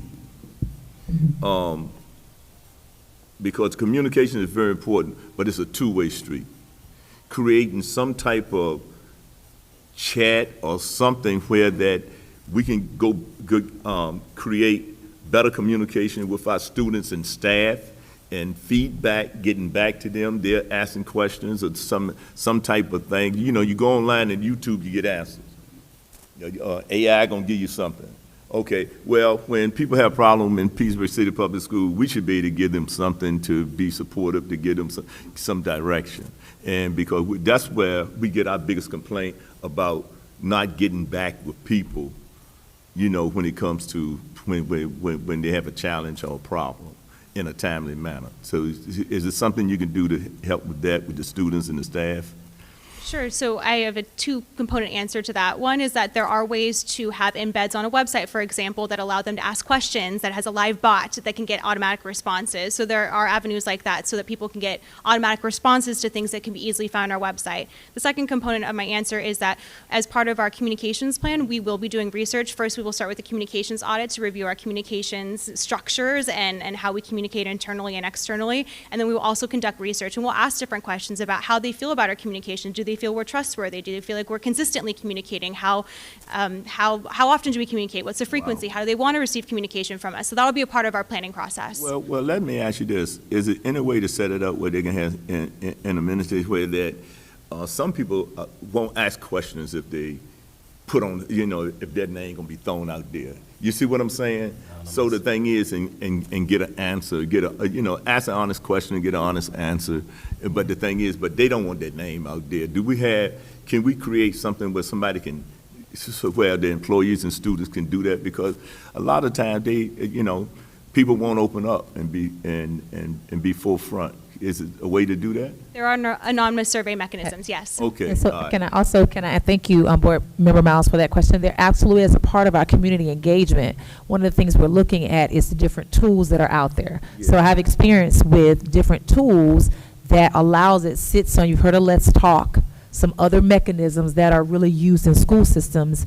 And what it is it allows you to go and click on any department, allows you to click on anyone, and you get a chance to put a comment, and you don't have to put your name, you don't have to put information. If you want us to return your call or to respond, you put that information in there, and it has analytics to say, this email was sent on this day, it's been sitting there for 2 days, and it links itself to the supervisor, to the next person. So that's a system that we're looking at for engagement that we can potentially bring on. And I think you're shaking your head, that process, because that's a way, in my experience, that everybody becomes accountable, because that system tells you if it sits there for too long, for a certain, like a day or 2 days, it immediately goes to up the chain.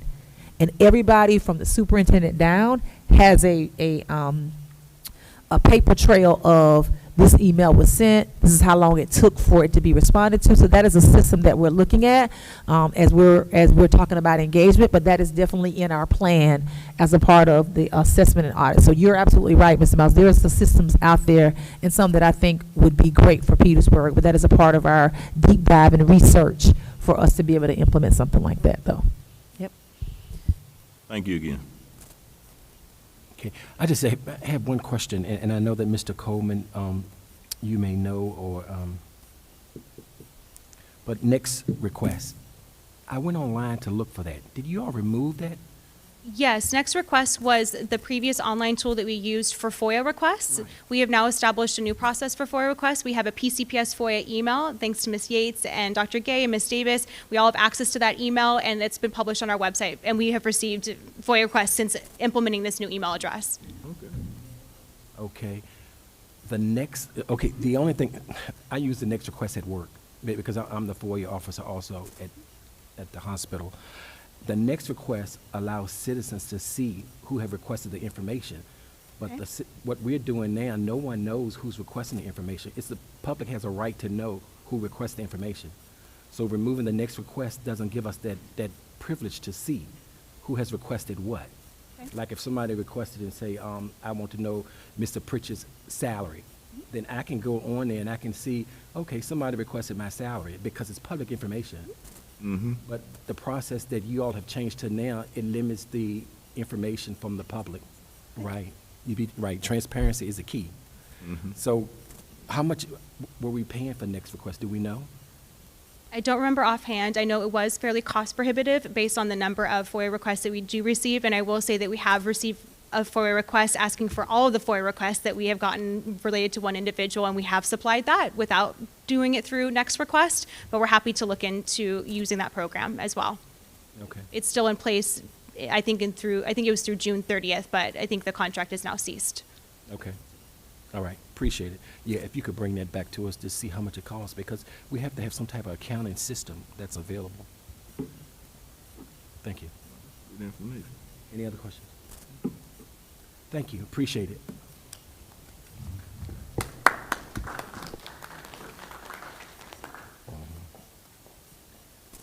We'll move next to 4D.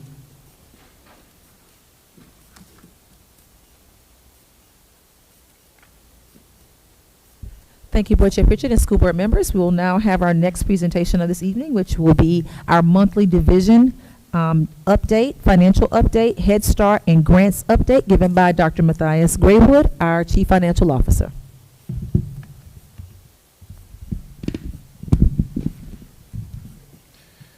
Thank you, Ms. Brown. Good evening, Board Chair Pritchett, Vice Chair Pierce, Superintendent Brown, board members, and Petersburg community. I am Matthias Graywood, Chief Financial Officer, and I'll be presenting the monthly budget update as of June 30th, 2025. Please note that many figures presented today are preliminary, as we are still actively processing year-end encumbrances and final adjustments. Next slide, please. For our agenda this evening, we'll review the Petersburg City transfer budget and actuals, the general fund performance, food service and grants activity, Head Start expenditures, and breakdown of both federal and non-federal funding. Again, these numbers may shift as we finalize year-end closeouts. Next slide, please. City transfer budget and actuals for our general fund. Our fiscal year 25 revenue budget totaled $15.76 million, which included $12.3 million in general fund transfers, $1.5 million in nutrition funding, and $1.9 million in CIP support. All expected transfers have been received, including 12 $1.03 million installments. This reflects full revenue recognition for fiscal year 25, although final categorization may be updated with year-end closeout. Next slide, please. General fund budget and expense by state category. Now we compare fiscal year 24 and fiscal year 25 performance across key functions. Instruction saw a modest increase in budget with an improved expense margin. Administration funding nearly doubled year over year, driven by expanded support services. Transportation in fiscal year 25 exceeded budget slightly, while operations and maintenance absorbed nearly double the funding with a healthy surplus. Technology spending edged over budget, likely due to urgent upgrades. Overall, Fund 1 closed fiscal year 25 with $4.6 million balance. These figures may be refined pending final encumbrance reconciliations. Next slide, please.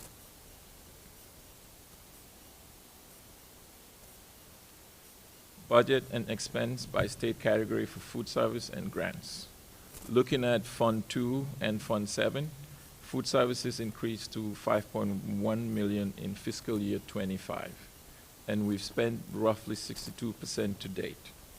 Grants under Fund 2 show instructional funding rising to $20.6 million, with expenditures at $13.7 million.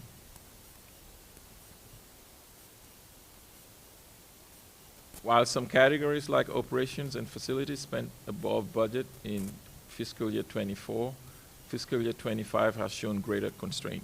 Notably, technology reflects a net credit due to adjustments and reimbursements. When consolidating all funds, including the general fund, food services, and grants, fiscal year 25's current budget stands at $99.3 million. We've spent approximately $84.6 million, leaving a balance of $14.7 million. This indicates strong fiscal stewardship and room for strategic investments. The remaining $14.7 million will be reconciled during closeout accounting for open purchase orders and late year transactions. As part of year-end procedures, we're still verifying expenditure categorization, which may impact final reporting. As we finalize year-end closeout and complete encumbrance processing, updated figures will be shared as part of our August reporting cycle. Next slide, please. Federal Head Start budget and expense by category. For our Head Start program's federal budget, the total allocation is $1.4 million. Most line items are on target, but we saw slight overages in fringe benefits and classroom supplies. These reflect necessary support for our youngest learners and staff. Child Plus remains unused and will be reviewed for activation. Next slide, please.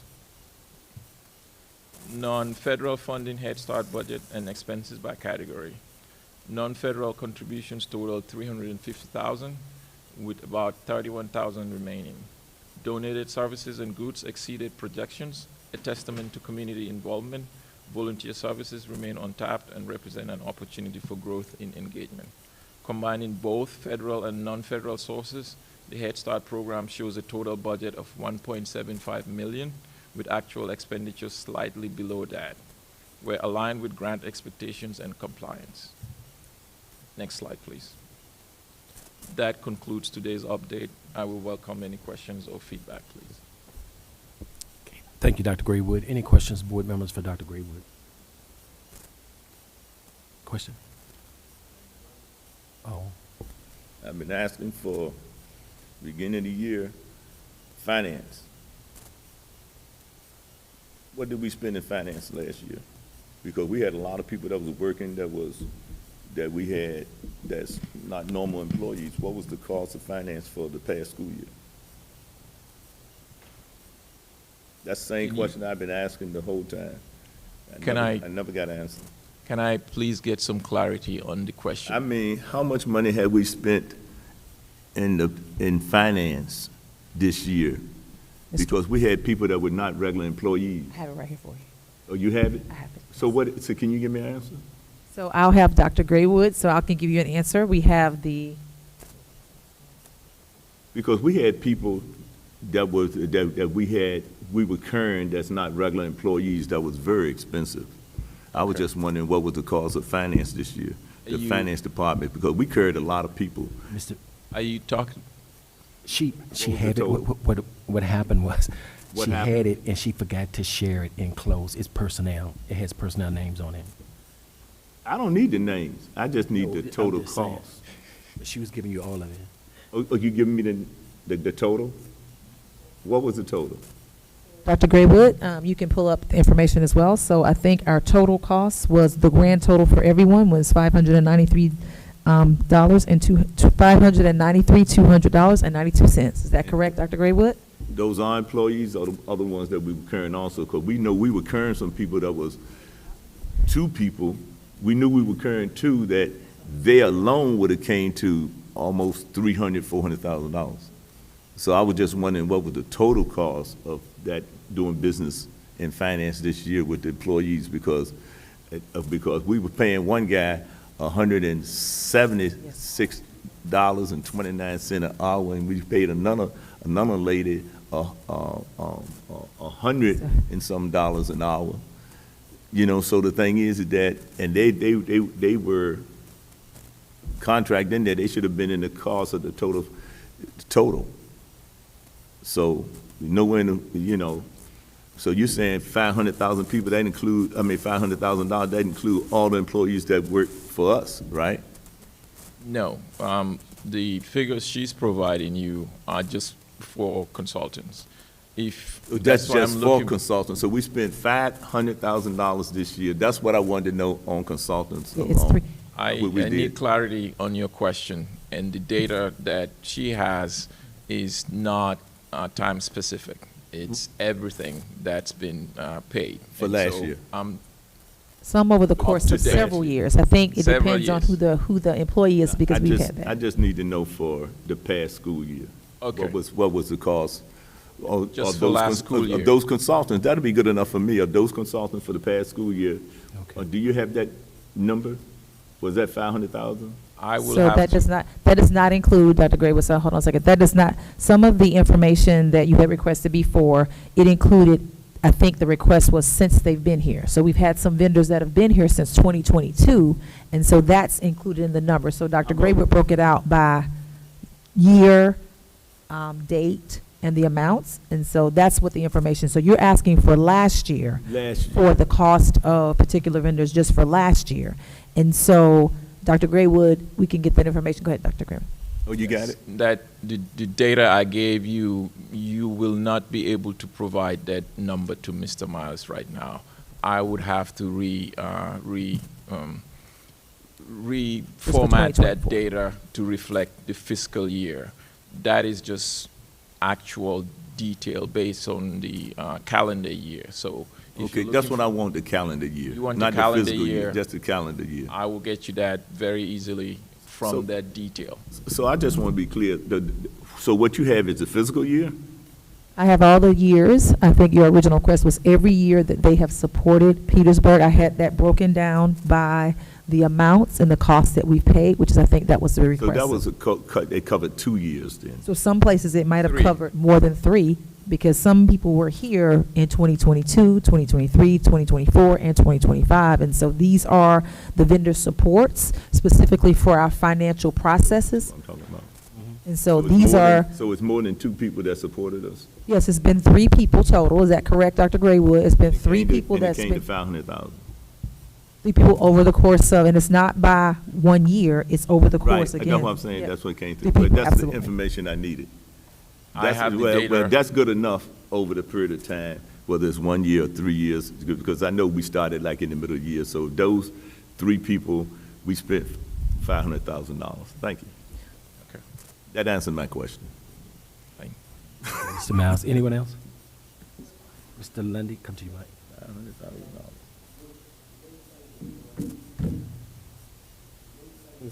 Are going at this time. How do we sit with our federal programs? Like if 2, 3, and 4 get away from us, we'll be in bad shape. So how do we manage that situation? To the extent that some programs have been frozen for the fiscal year 26 funds, we in finance are watching very closely. What it does to our budget is that it creates uncertainty. We don't know when we will receive funds or whether it's going to be reduced, and our planning needs to revolve around that uncertainty. What we need to do is to create reserves and opportunities for savings so that when there's a shock, we can absorb it on the general fund side. That's what we're doing. And based on the grant position we have funding that is from the FY24 and FY24 fiscal years that we can use as a buffer for some of the uncertainty that we are currently facing on that front. Yes, sir.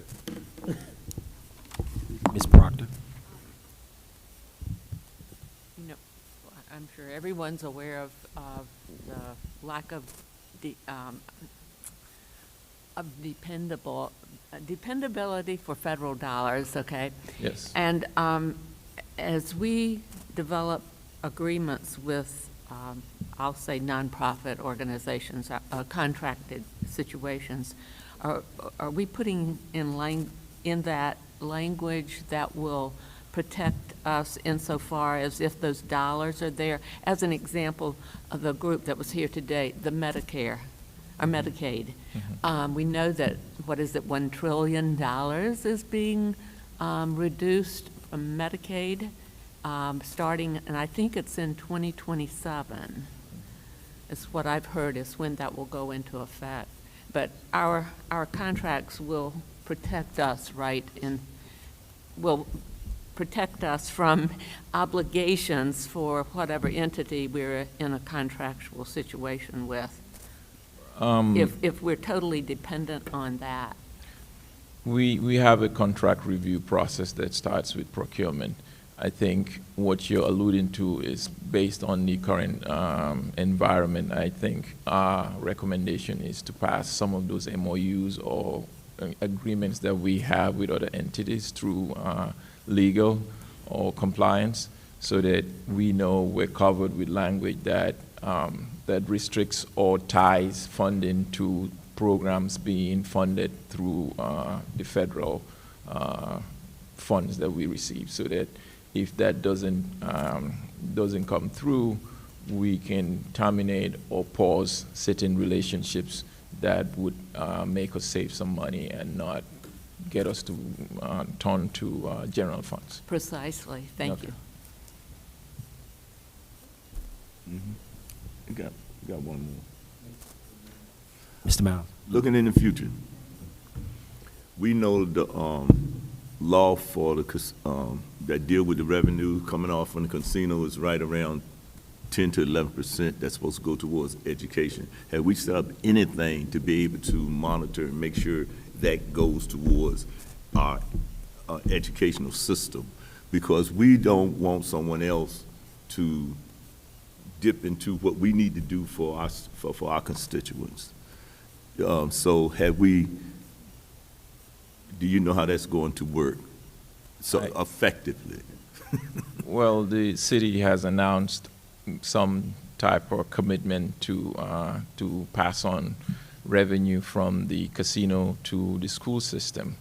They've recently released some analytics around what that future revenue is projected to be, and I thank Mr. Pritchett for sharing that with me.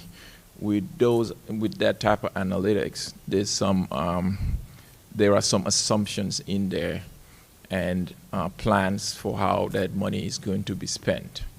So what we're doing in finance is to monitor actual revenue coming into the city, so that if the actual revenue that comes into the city exceeds those projections, we wouldn't just be expecting what's projected in that report. We would be expecting additional revenue over and beyond what they projected, so that we can also do some planning for the future on things like CIP, capital improvements.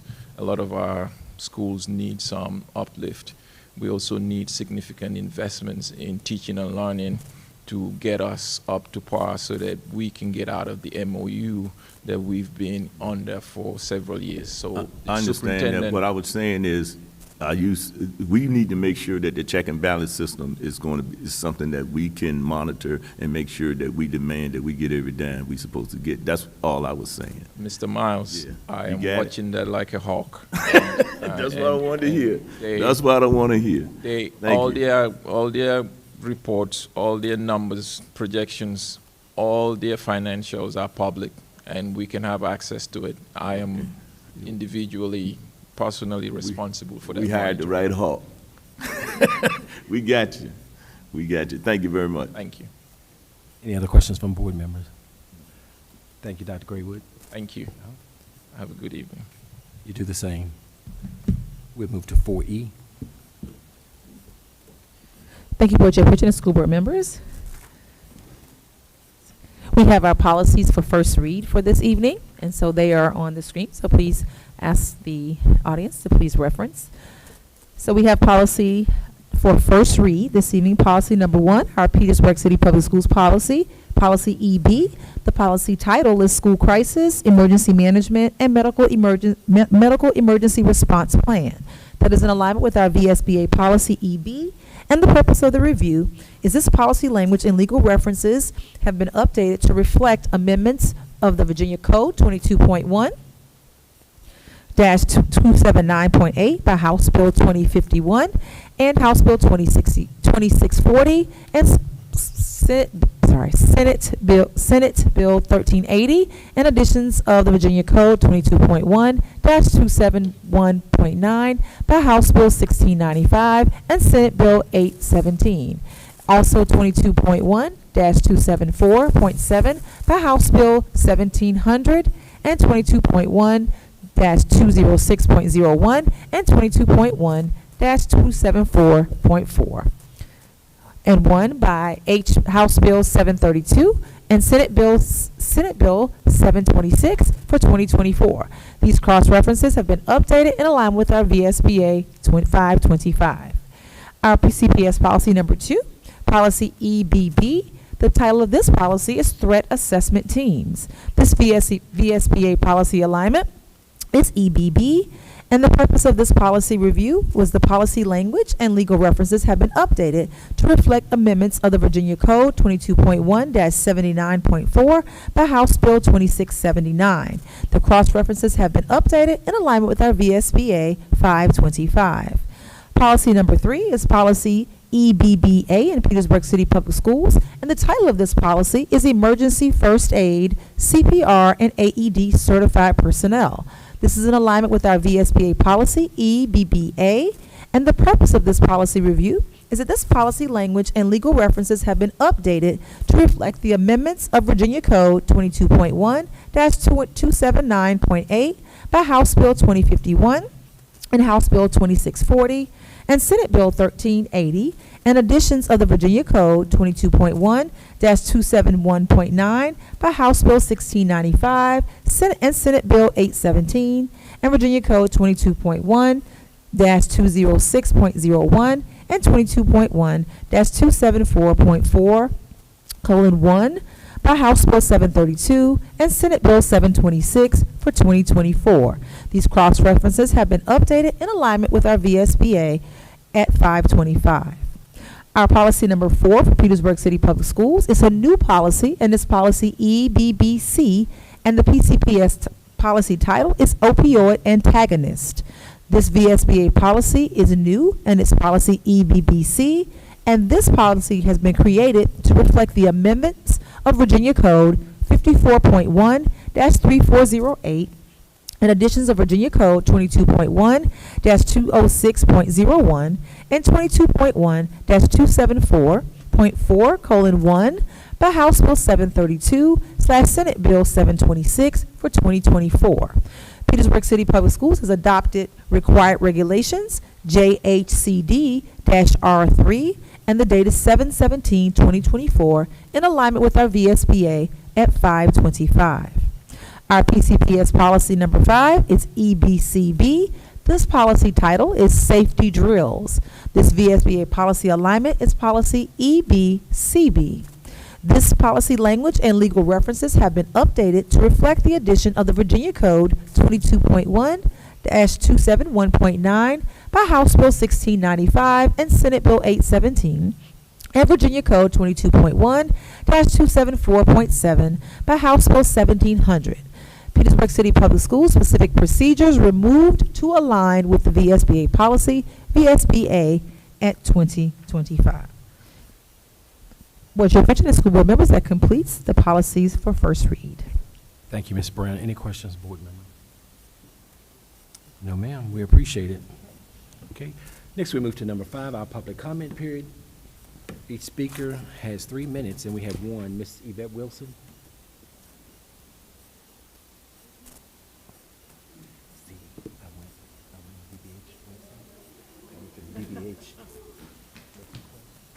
Good evening, Yvette Wilson, 234 High Street. Now, I wasn't going to speak, but some things have been said that I want to address. I am a resident of Petersburg, but I want to tell you that my father was stationed at Fort Lee for years, 12 years, and I used to visit him on a regular. So I have a second kin relationship with Petersburg. And I think the superintendent mentioned something that I want to address. You spoke of the efforts of the board to deal with some of the inequities in the salary. Well, that's been going on a very long time. When I came on board 10 years ago, there were teachers coming to me questioning where they were placed on the salary scale. And they were promised over time that it would be resolved. And as you all are aware, your top revolves, every 3 to 4 years. So those issues were never addressed. Now, when you came in, that probably was an effort on the board's part to address those issues, but there are still many people within your school district who have been here, and they question whether they are placed where they need to be based on their years of experience. And I brought that to you before when you talked about bringing consultants in. Be very mindful of how you spend money on consultants, because if you're not going to get a final product to implement, then work within your own data, your own information to, get the information that you need. You spoke of people I share my own experience. I worked in a school system next door, Petersburg, in Richmond. And one of the school that I worked in is similar in population to Petersburg's city schools. I worked there 17 years and didn't think of walking away because I had a team that worked with me. I had an administrator. We had some ups and downs, but we all were there for the common goal of educating. And because my colleagues believed it's not just the money, it's the career. It's the dedication to these kids. Now, we had some challenging kids, but when I look at the retention rate of that school, we didn't have the revolving door that I'm hearing. And I know teachers have changed over the years, but we're not also addressing the nature of the teacher that comes in the classroom now and what's there to support them. I had support. I had people around me who knew more, and we came to the table and we worked together. I'm not seeing that here. I'm seeing all of these programs coming in. I'm going to talk. I see all these programs coming in, offering these opportunities, but nobody is there helping that young person who comes from a different experience to adjust to the working environment. I've seen some who are scarred because they talk to me and they tell me how they were treated and how their resources weren't available to them. And they've moved on to other places, and I hope they do well there as well. But that stuck with me. We're not doing what is necessary to meet their needs. And so that's why they go out the door, because they're struggling. You have tenured teachers who are trying to carry load. Now you have a legislator who put in a document that says, okay, anybody with a high school diploma can come in. Well, those teachers, who's going to help them? Those same overburdened teachers who are here trying to help their colleagues adjust to this new work experience. I have been here 10 years. I've experienced 8 HR directors, okay? So I don't see it as an HR thing only. I think it's a system thing, because our system of operation is dysfunctional, and we need to address that. You can put rainbows and bows on it if you like, but that's where the issue lies. And in Richmond, we did that. Through our retreats, we got in a room. We didn't paint all pretty pictures. We put the data on the wall, and we addressed it at every level, at the board level, on down. What are our goals? What are our objectives? What are the missions? Let's look at our stats. Let's look at our data. Is this where we want to be as a school system? Is this where our children should be as students in our school system? And we had help from the University of Virginia's executive board training program. But we were honest with ourselves that we had a role. Some of the board members were what we call going in the weeds, messing with stuff they shouldn't have been messing with, because we were paying a superintendent to get that job done. And so all of those things were ironed out. Everybody knew their role when we left that. It was a whole week, and we would all often come back. We were monitored in our board meetings, where we were held accountable as board members to run the meeting. We were there before this training till 1 and 2 o'clock in the morning, because we were that dysfunctional. But we were out of there by 9 after this training, because that data helped us focus on everybody's mission. and it was the same. It wasn't, I'm trying to show so-and-so better than I can do this and that. Ms. It wasn't Wilson, none of that. I'm going to need you to wrap it up because we want to be out of here too by 9. Well, sir, Okay? it's fine. Okay? You can continue doing all the same things and not addressing the issues that is in front of you, and you'll be understand. back here again to dealing with the same challenges that I'm hearing every year. And it's very frustrating to not only the teachers, but everybody who's trying to work with you outside in the community. And until you can put that, I hear it all the time, oh, everything is wonderful. No, it's not, face it. But it can be if we all identify what our challenges are and face them. I've heard Thank more you, Ms. energy Wilson. Thank in you. a sports Thank you, Ms. program Wilson. than I am in the academic Ms. Wilson. mission and goal. Thank you. So I just wanted to say that. Okay, next we're going to move on, board members, to our action item, 6A.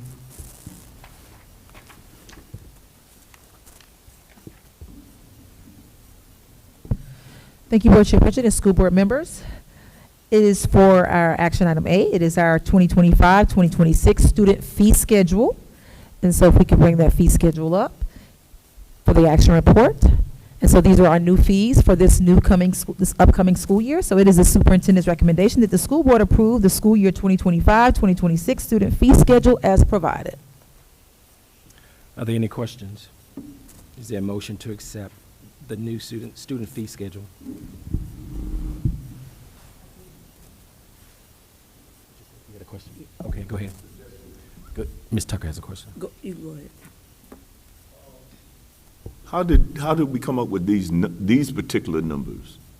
Mr. Brown, if you could come to the, Ms. Fields is back. I'm sorry, Ms. Fields is back there, sorry. Ms. Fields is back, okay, thank you. Hey, Ms. Fields, thank you for stepping forward. And Mr. Brown as well, if we have any additional information as you all worked on the student fee schedule, thank you for coming to the podium.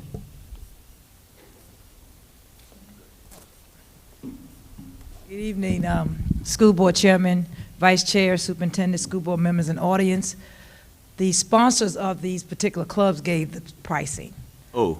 Yeah, they did. Like for cosmetology and barbering, that was the cosmetology teacher, and the barbering teacher, Mr. Boswell gave the fees for band. So those all came from the sponsors. Okay. Yep.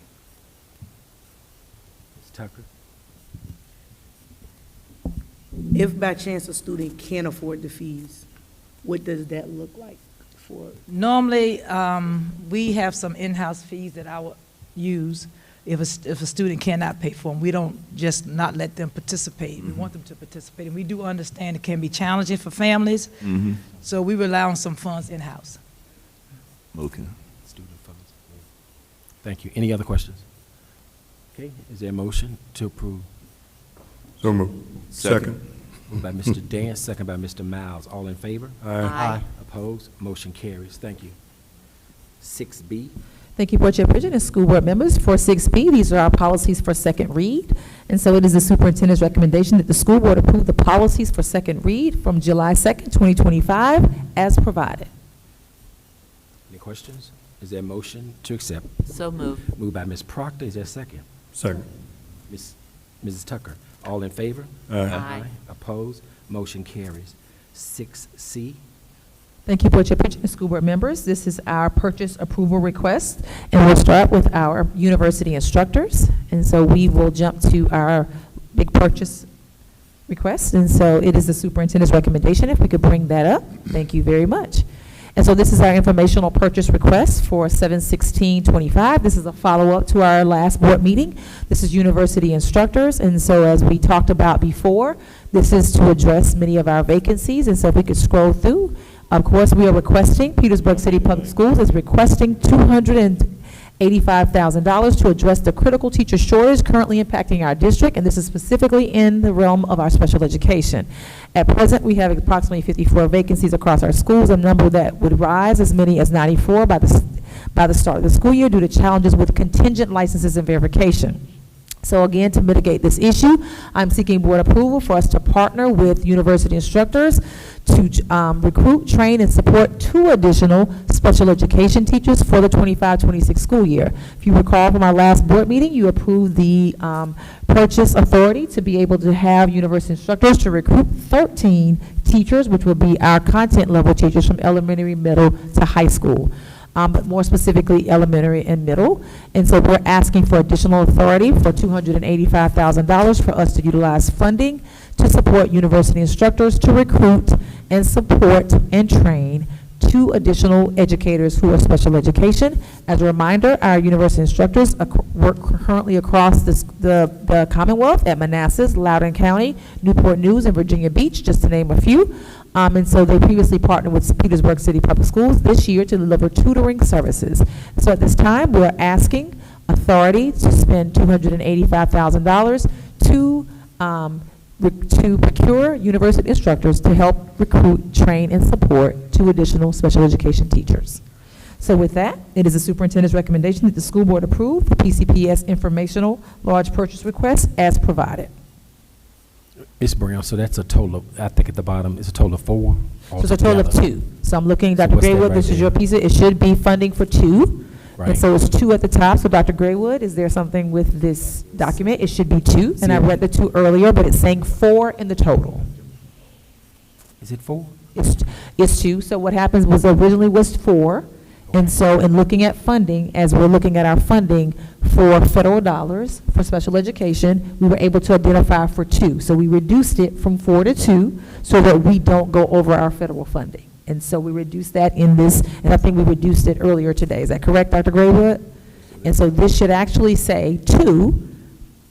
We're looking to support 2 additional, so it shouldn't be 4 in the bottom. So I guess when you updated the document, it was 2 when we changed it, but it still said 4 in the total. But I'm asking the board for authorization for $285,000 to recruit, for university instructors to recruit, train, and support 2 additional educators, which are special education.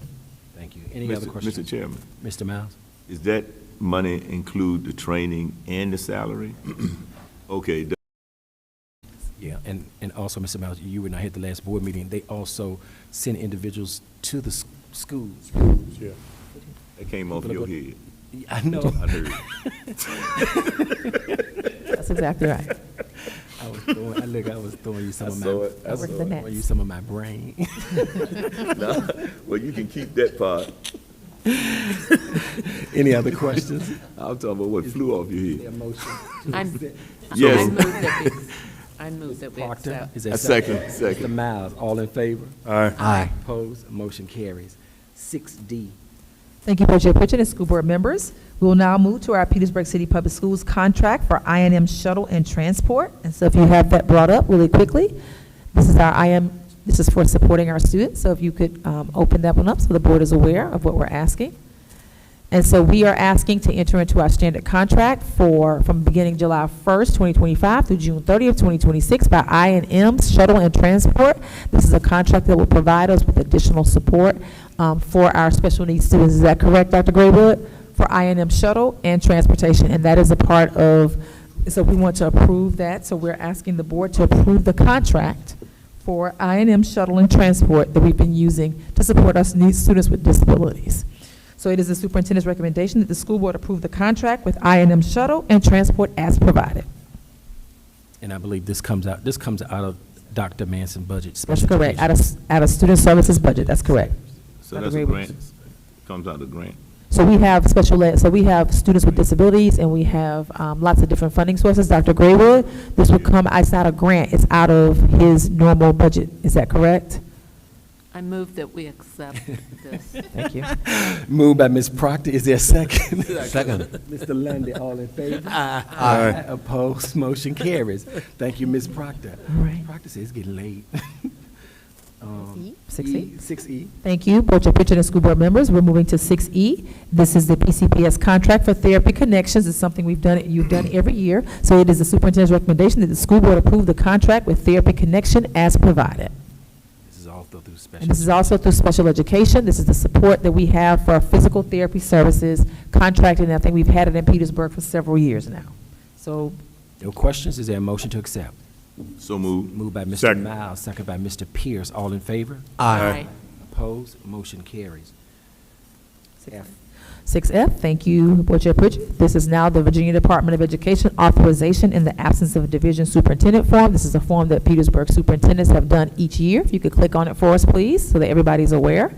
And so the Virginia Department of Education has, anytime the superintendent is away for vacation, sick, anything for, specific days or length of time, we must have an immediate designee. So when I am out of the division, the Virginia Department of Education has to, we have to identify superintendents, who is the documents, reports, requisitions, and if there are things that have to be signed off in the Commonwealth system, I have to have a designee. And so my first designee when I am not here, and he is the second in command, is our Mr. Paul Brown, our Chief Academic Officer, and he's been identified for the state for them to send information, get things approved when I am away from the division. If Mr. Brown and I, for whatever the reason, are gone at the same time, you must have a second designee, and so that is Dr. Yasmin Gay, Chief of Staff, they will send correspondence to her for me to address, and so we're working very closely together I'm working very closely with Mr. Brown and Dr. Gay,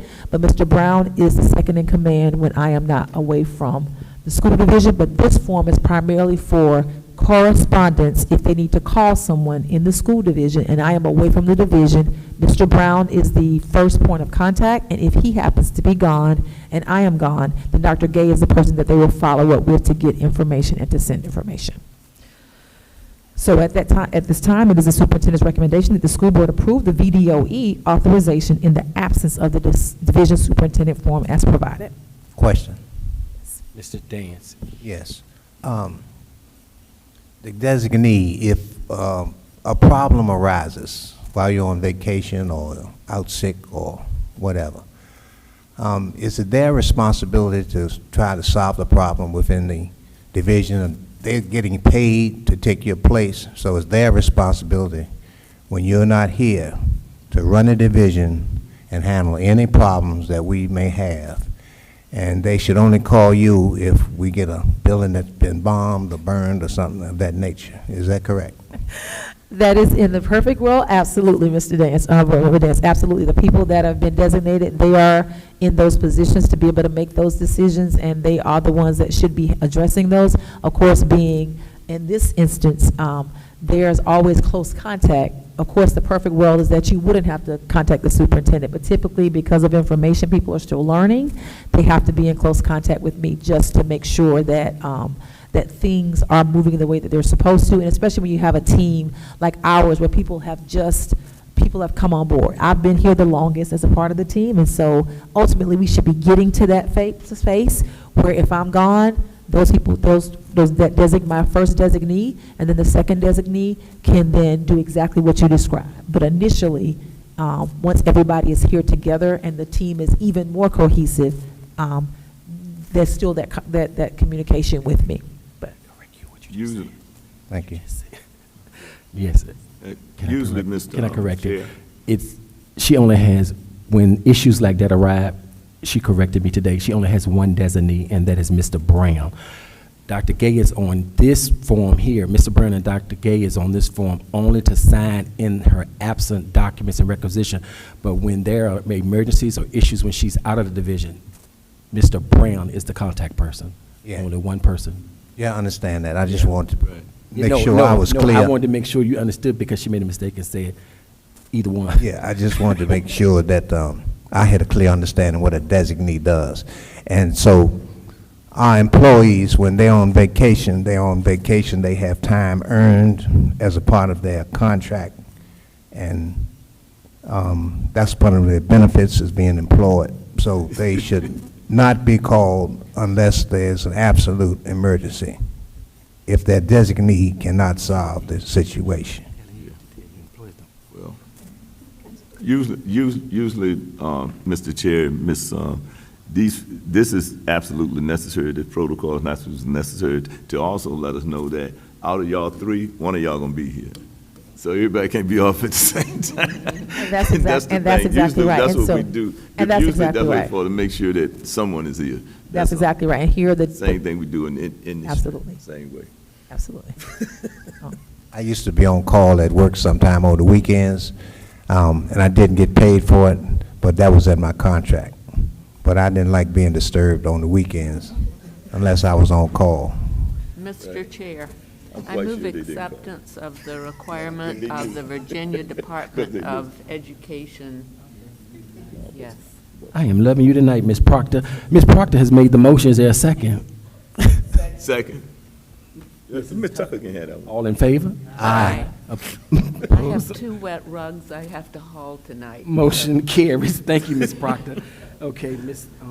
Brown, 6G. Thank you. Thank you, Board Chair Pritchett. School Board Member, 6G, job descriptions. It is the superintendent's recommendation that the school board approve the job descriptions of the manager for fiscal and state and federal grants program and the program manager of state and federal grants program as provided. And again, these are the 2 positions that we have separated so that we have a programmatic view of our federal dollars and we have a fiscal view, and they're not one and the same position. So we split those 2 so that we can make sure that someone is focusing on the money side of it and someone's focusing on the programmatic side, so that we can make sure that we have those checks and balances that we've talked about before. So there will no longer be a director of state and federal programs. It will be these 2 positions, and these people will be responsible for those job descriptions as provided.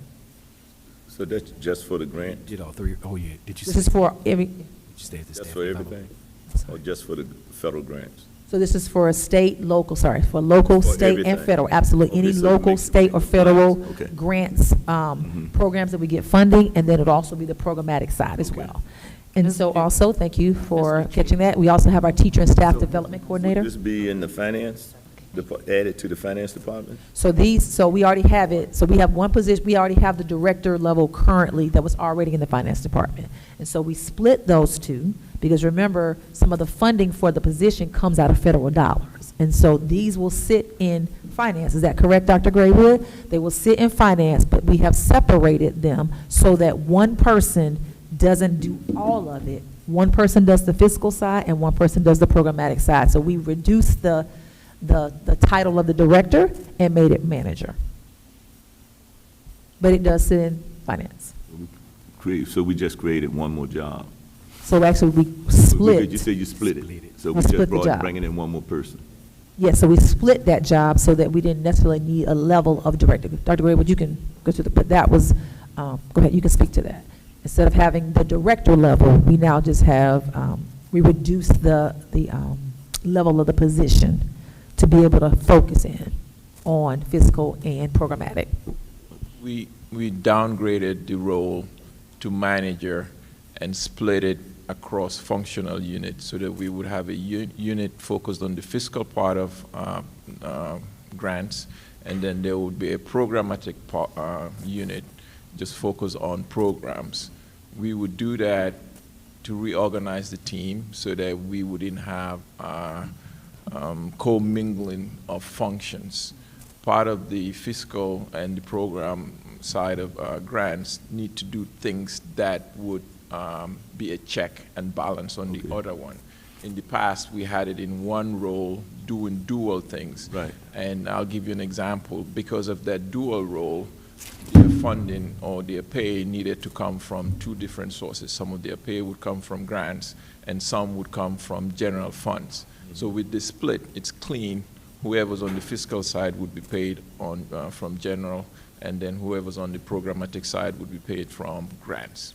Would this help us when it comes to ordering and making sure that we're in compliance? So somebody's going to be responsible for compliance? Absolutely. It's going to be check and balance, right? Absolutely. That's what we're I shooting wanted to for. know. And with this restructuring, it would make us more effective and proactive and not being reactionary. We are going to be doing different things. We're going to do splits in job descriptions that would allow us to adapt and be able to manage our grants in a more compliant manner going forward. Okay, thank you. Thank you. Any other questions? You okay? No, I'm good. I Okay. just want to make sure. Did you give your recommendation? I don't think. You need a motion?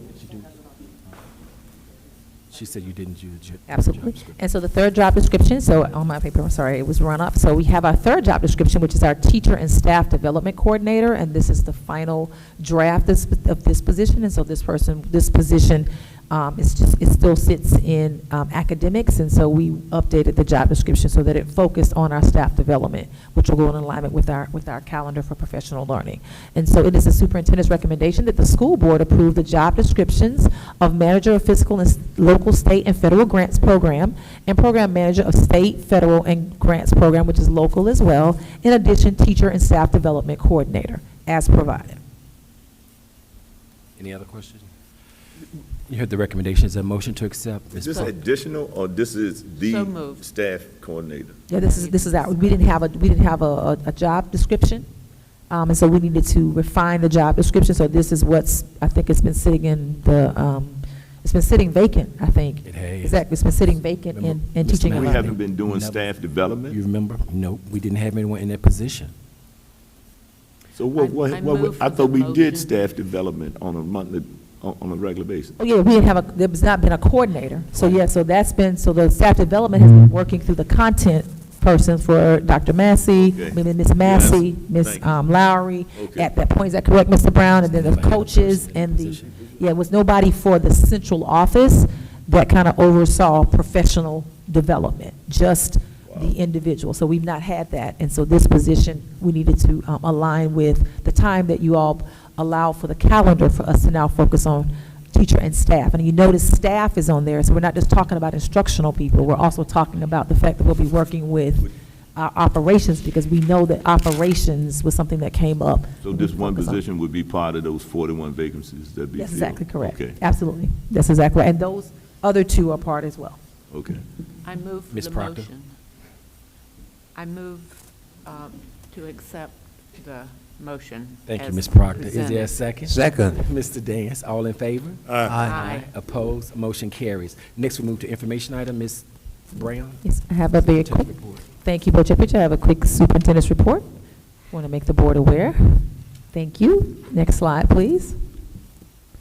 And so I just want to make sure that we see that, just bring to everyone's attention, I know you probably know that Petersburg has been featured in our Summer Petersburg summer issue. So Petersburg High and Vernon Johns Middle were featured in the summer issue, and so you can see the pictures there. The issue included a section regarding the announcement of the athletics department expansion and the ribbon cutting of the new medical classroom at Vernon Johns. So this is just to show you that we are, of course, in the being highlighted. So we're always excited to see Petersburg City Public Schools highlighted for some great things that are happening, as you said, Mr. Dance. Next slide, please. Really quickly, just our Full Steam Ahead program closing ceremony. So on Tuesday, July 8th, we celebrated our students during the Full Steam Ahead program, and we had closing ceremonies at Pleasance Lane Elementary School.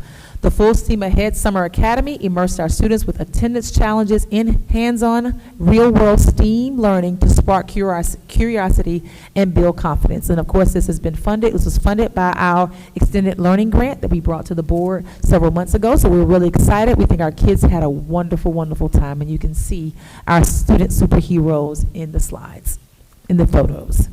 Thank you. Next slide. So we had, of course, our Positive Athlete Awards ceremony. So Petersburg High varsity soccer coach Ashley Martin was recognized at the Positive Athlete Awards ceremony on Friday, July the 11th for her award as one of the most positive female coaches in Virginia by the 2025 Positive Athlete Program. She will be coming to the board meeting in August so that we can formally recognize and congratulate her. So thank you to Ashley Martin for a job well done and for the work you do on behalf of the students in Petersburg City Public Schools. Thank you. Next slide. And so we want to highlight our PCPS entrepreneurial student highlighted at Soul Stir Youth Business Fair. Over the weekend, our young entrepreneurs raised funds for foster children at the Soul Stir Youth Business Fair. Our rising 7th grade student, Allie Jones, received the Best Youth Business Award. Allie is an entrepreneur who started her clothing brand, One versus a Million this year, by Allie's Creations. So our students, again, are amazing, and congratulations to Allie for a job well done in her highlight. Absolutely. Go, Allie. Next slide, please. Just a couple of our maintenance updates I want to bring to the board. The scope of work that includes ceramic tiling for approximately 12,425 square feet of wall surfaces at Lakemont Elementary School with an estimated cost of $35,083.51 that was quoted by our CPE contractors. At Cool Spring, the project will cover 7,512 square feet with an estimated cost of $20,000. Although we know that, so that together will exceed the, so we wanted to just bring information so that you are aware that we are at this point making sure that we bring anything that is above the 50,000. Just want to let you know that we've procured services. So we are in the process now of updating the ceramic tiling with paint. And so if you walk through the building and seen it, it's starting to look amazing in there for our students. So just wanted to bring to the board that we have the contractors, CPE contractors, and that we spent $35,083 as quoted by CPE with an addition of $20,604.92, which then exceeds the $50,000. So we wanted to make sure that I bring that's what we're paying for ceramic tiling related to Lakemont and Cool Spring. The next one is these updates are essential for maintaining environments that are both safe and welcoming for our students and staff. And thank you to the Facilities Department for your coordinating closely with the contractor to ensure that the work schedule minimizes any disruptions to the school's instructional activities. I know that I've gotten questions about the completion of school board office, and so we want, just really quickly, I think Mr. Martinez, our goal is to be done by August the 6th through the 8th. Is that correct? For the school board office, for us to move back in. Is that correct? Thank you. All right, next slide. And thank you so very much and that concludes the superintendent's report for this evening. Thank you. Thank you. Thank you, Ms. Brown. Board members, we'll move to B, any committee reports, and I don't believe a lot of our committees are not meeting during the summer. We'll move to number 8, new business from board members. Remember, our next meeting, our retreat is July the 31st at Bright Point Community College and Nicholas Student Center. We will be meeting from 9 to 4. It is open to the public, but we will not be taking public comment. Public is welcome to attend, but you cannot speak. And don't we have something on the 25th? Yes, the 25th. Is that next Friday? Next Friday is the education conference is it Short Point? Short Point. Yeah, Short Point. Yeah, in Richmond. You mean the van? We don't ride a bus? Yes, we can do that. Mr. Pierce is not attending, right? Oh. Mr. Daniels, are you able to drive the van if we wanted to take the van? Are you going? Yeah, I'm going. Yeah, I can drive the van. You sure? Yeah. Okay. I got my license from Sears and Roebuck, but I think I can drive. Thank you, sir. And our regular school board meeting will be August the 6th back here in the cafeteria. I think that's it. Okay. Is there a motion to adjourn? So moved. So moved. Moved by Ms. Proctor. Is there a second? Mrs. Tucker, all in favor? Aye. Opposed? Motion carried. Thank you. Everyone have a good night.